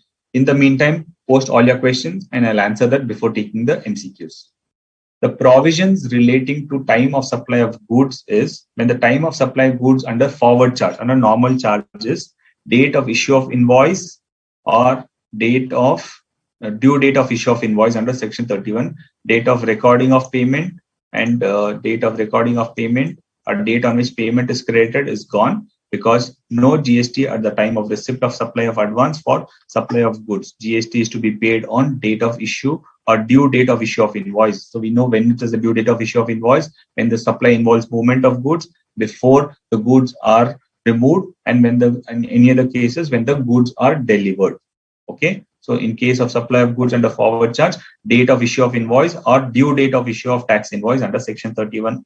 Time of supply of goods under reverse charge, date of receipt of the goods or date of recording the payments or the date on which payment is debited from the bank account of the recipient or 31st day from the supplier's invoice. So basically what I have told there is split over here, date of receipt of goods or date of payment or 31st day from the supplier's invoice. Okay, whichever is earlier. If the above events are not ascertainable, then the date of entry of goods in the books of accounts of the recipients. If it is not identifiable, then the date of entry of goods in the books of the recipient. Time of supply of vouchers exchangeable for goods, date of issue of voucher if the supply is identifiable at that point of time. If it is not identifiable, then the date of redemption of vouchers in that case. Okay. In case of residual cases, time of supply is where a periodic return is to be filed, then the return is filed, or in any other case when the date of payment, when the date on which tax is paid.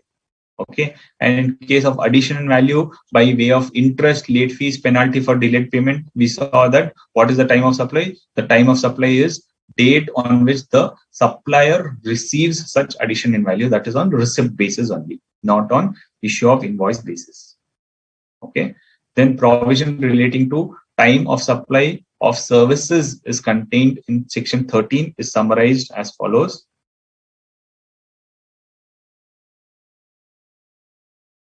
Time of supply of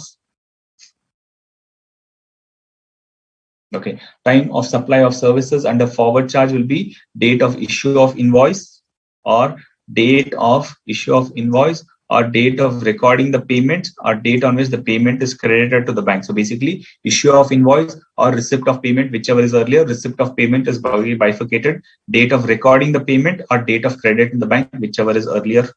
Right? Time of supply of services under forward charge, when the invoice is not issued within the time limit, will be date of provision of service or date of receipt, whichever is earlier. I have to issue the invoice within the specified time, which is 30 days, and 45 days for finance company, insurance company, and a financial institution. Banking company, insurance company, and a financial institution, they can have time up to 45 days. If they issue later on, then it goes back to date of provision of service or date of receipt, whichever is earlier.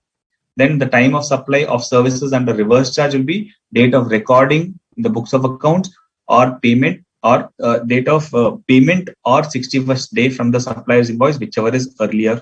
In both of these cases where it is unascertainable, then the date of receipt of services in the books of account or the recipient, or in this case under reverse charge, date of entry of service in the books of account. Fine. Then in case of supplier vouchers, date of issue of voucher if the supplier is identifiable, or in case of redemption of vouchers in case of other cases where it is not identifiable. Okay. And in case of associate enterprises from outside India to India, when then in what happens in case of residual cases, in case of associate enterprises, date of entry in the books of accounts or payment, whichever is earlier. In case of residual cases, the time of supply is when the periodic return is filed or payment is made. And in case of addition in value of interest, late fees, and thing, then the date on which the supplier receives such addition. So the supplies for services also. Okay.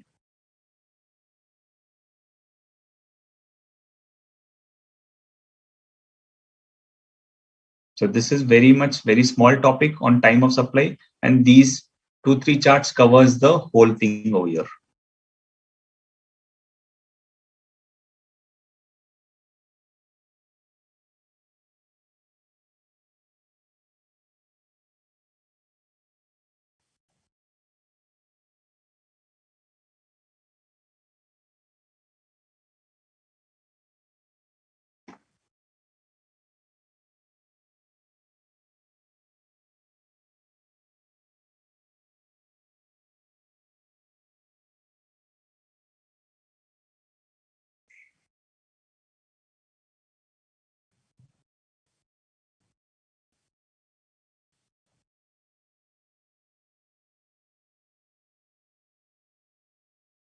Okay. So we'll get into the MCQs. I've just prepared 5 MCQs because time of supply will have 5 MCQs and value of supply will have some MCQs. Let's discuss on the MCQs to understand these points.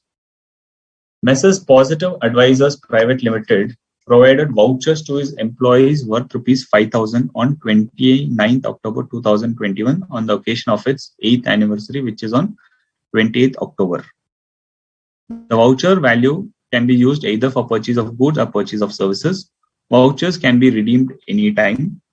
Few of its employees redeemed vouchers on 26th June 2022. What is the time of supply? Is it 29th October, or is it 28th October, or is it 26th November, or is it 1 month from the issue of voucher, that is 29th November 2021?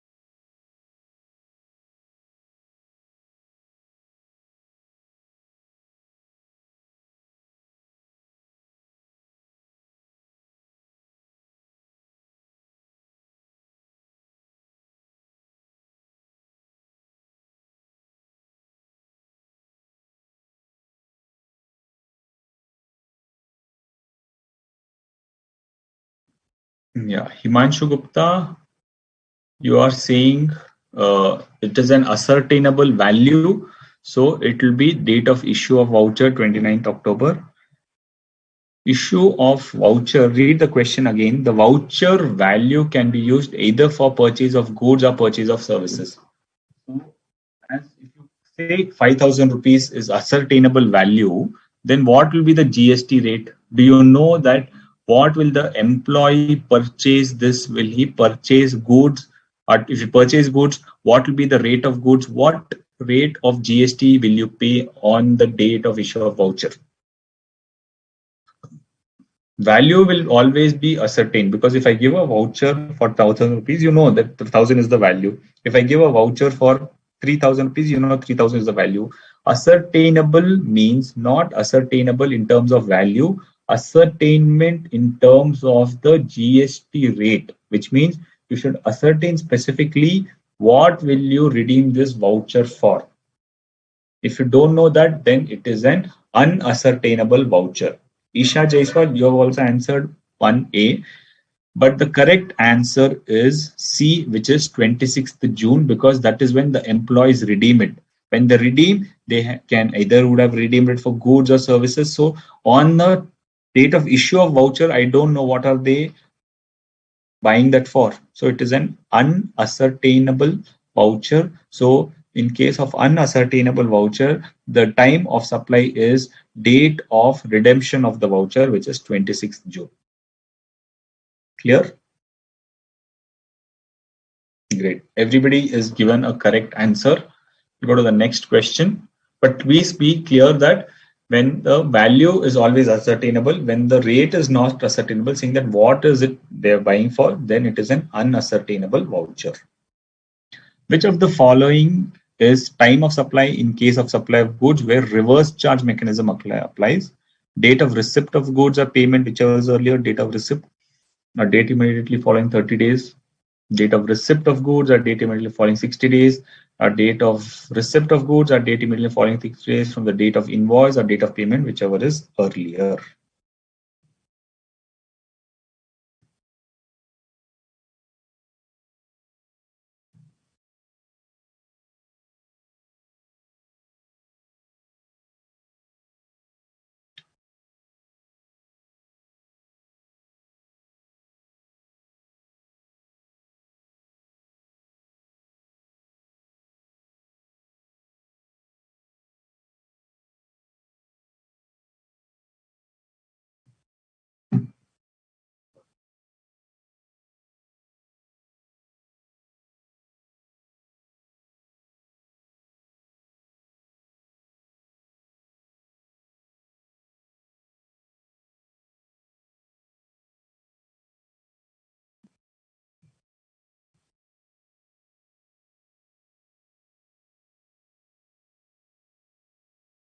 Wow, this is a wonderful question. I'm getting options 2B, 2C, 2D.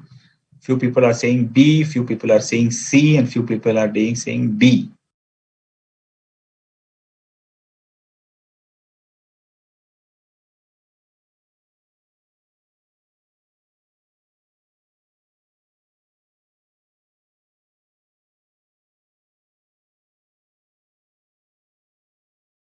Come on, I need some more answers. Somebody saying A also. Very good.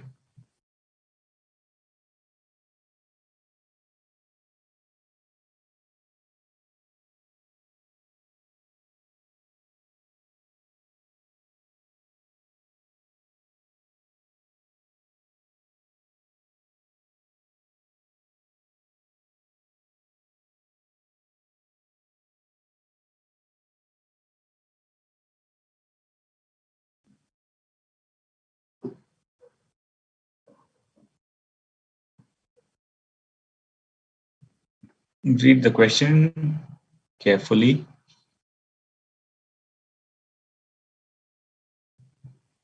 Time of supply in case of reverse charge for goods is which condition?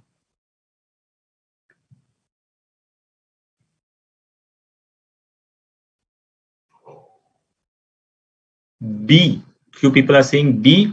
Date of receipt of goods or date immediately following 30 days from the date of invoice, whichever is earlier? Or is it D? I give you 50-50 options. So A and C are the wrong answers. Within B and D, what is the correct answer? Because B and D is almost same, right? And what is the difference?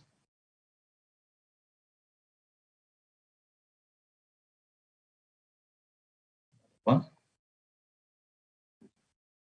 Sneha Gupta saying A. A and C is ruled out.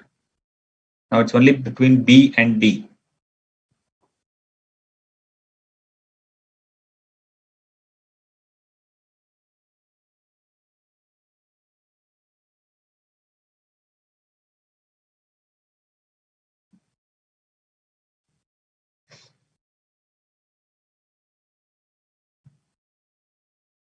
Sunil Kumar, what do you feel? Still B is the correct answer?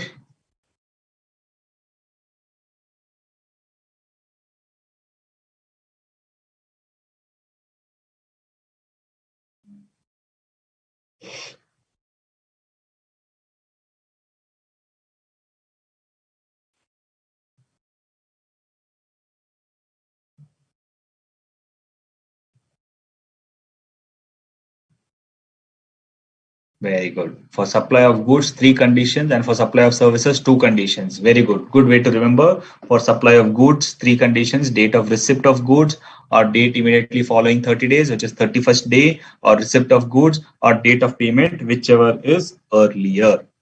Okay, so the correct answer is D, not B. Read the question carefully in your exams. For the MCQs, you get marks, but if you don't read it completely, you might lose marks. Be careful.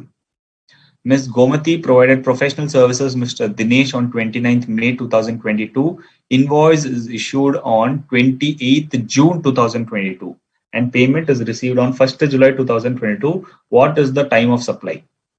Is it 29th May? Is it 29th June? Or is it 1st July? Or is it 30th June?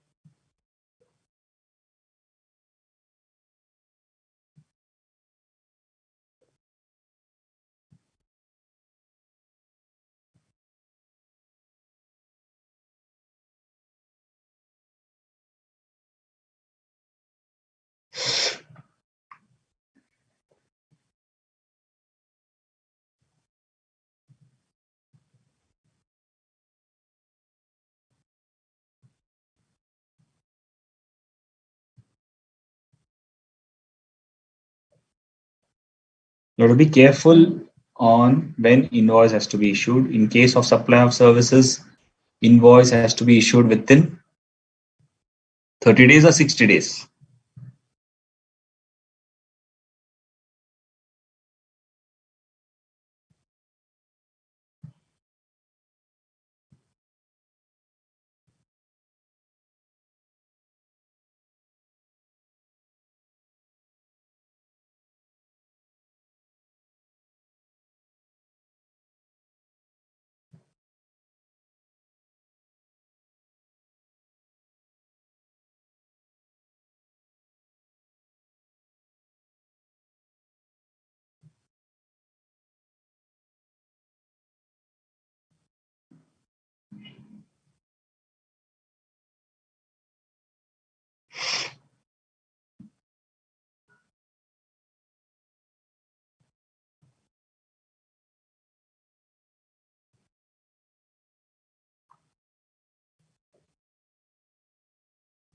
Okay, so I'm getting the correct answers. Invoice has to be issued within 60 days, and this has been issued on invoice has to be issued within 60 days, right, for supply of services. So in case of this, I'll just go through this to make you explain. Invoice has to be issued within the specified time limit, okay, which is 30 days. In this case, 30 days, not 60 days. 60 days is in case of RCM. So invoice is issued within 30 days. How do you know this? Because 29th May, invoice has to be issued within 30 days.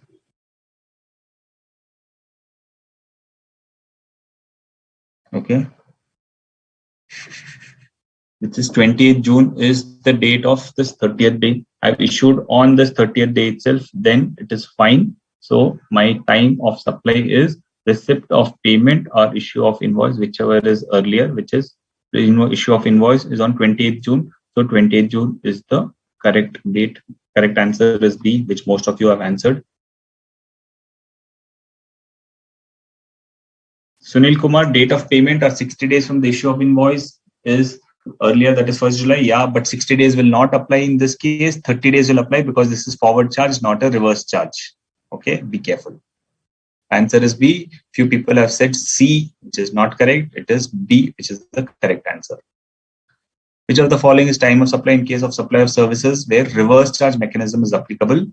Date immediately following 30 days from the date of invoice, or date immediately following 60 days from the date of invoice, or date of payment, whichever is earlier, or is it date of payment or date or immediately following 30 days from the date of invoice, or date of payment or date immediately following 60 days, or date immediately following 60 days from the date of invoice or date of payment, whichever is earlier.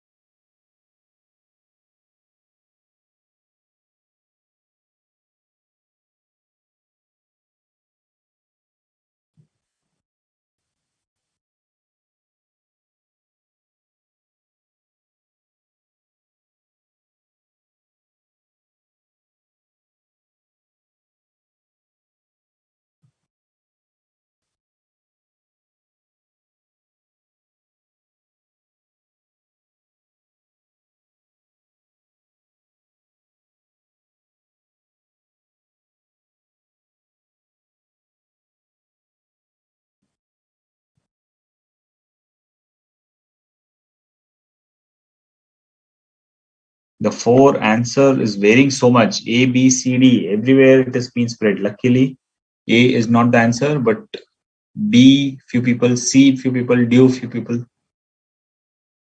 Actually, the correct answer is C and D also, because C is just interworded and kept it as D. So in case of reverse charge mechanism, date of payment or date immediately following 60 days from the date of invoice, whichever is earlier. D is date immediately following 60 days from the date of invoice or date of payment, whichever is earlier. But more specific is C. So the correct answer is C, but D also can be the correct answer. Correct answer is C.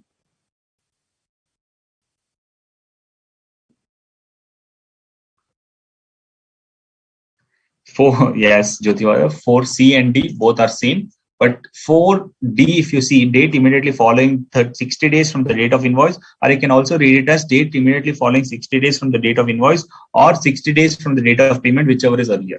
You can read it both the ways, but here it is more clear. So the correct answer is C, but D, it could be that it's a little tricky thing. Date immediately following 60 days from the date of invoice. Since there is no comma, I will also read it as date immediately following 60 days from the date of invoice or date immediately following 60 days from the date of payment, whichever is earlier. Okay. So correct answer is C.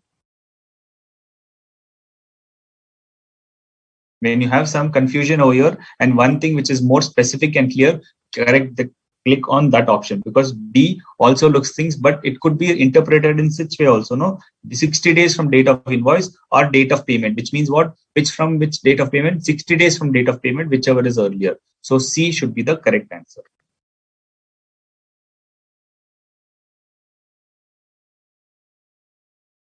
D, for fifth question, Mr. Karthik provided services to Mr. Gautam on 12th January 2022. Invoice is issued on 15th February 2022 and date of payment is 20th March 2022. What is the time of supply?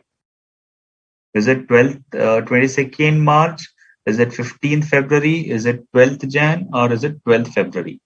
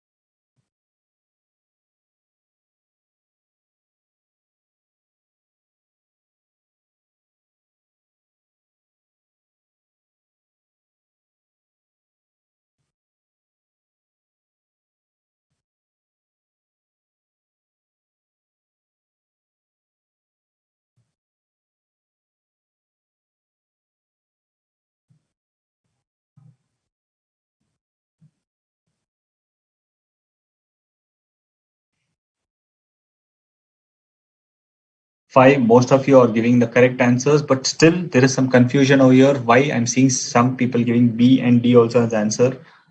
What is the confusion? Invoice has to be issued within 30 days. Completion of service was on 12th January, right? Invoice has to be issued by 11th of February, but he's issued on 15th of February, which means the time of supply will be the date of provision of service or receipt of payment, whichever is earlier, which is provision of service, which is earlier. So time of supply will be the date of provision of service, which is 12th Jan. So the correct answer is C. Why is few people confused with D, date of provision of service or receipt of payment, whichever is earlier, right? So the correct answer is C. As invoice is not met within 30 days of service, correct, correct. 60 days will not apply, 30 days, correct. So answer is C. Okay. Any doubts on this? Because this question, lot of varied answers. Some people are saying B, some people are saying D. Any reason why is so much of confusion here?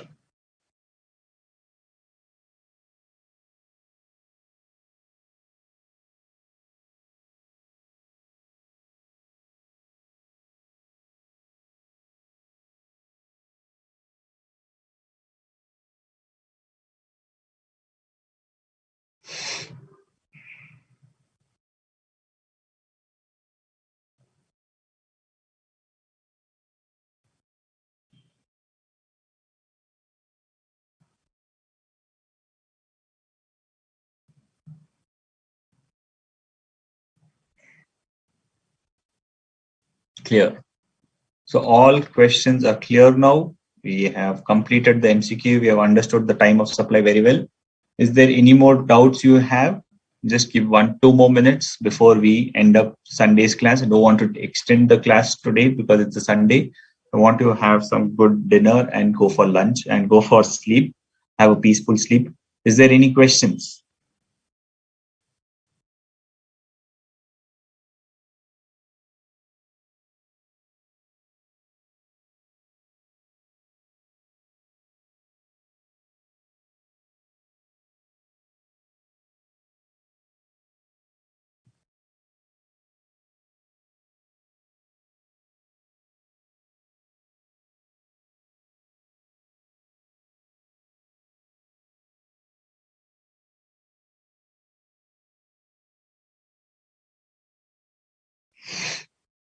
Clear.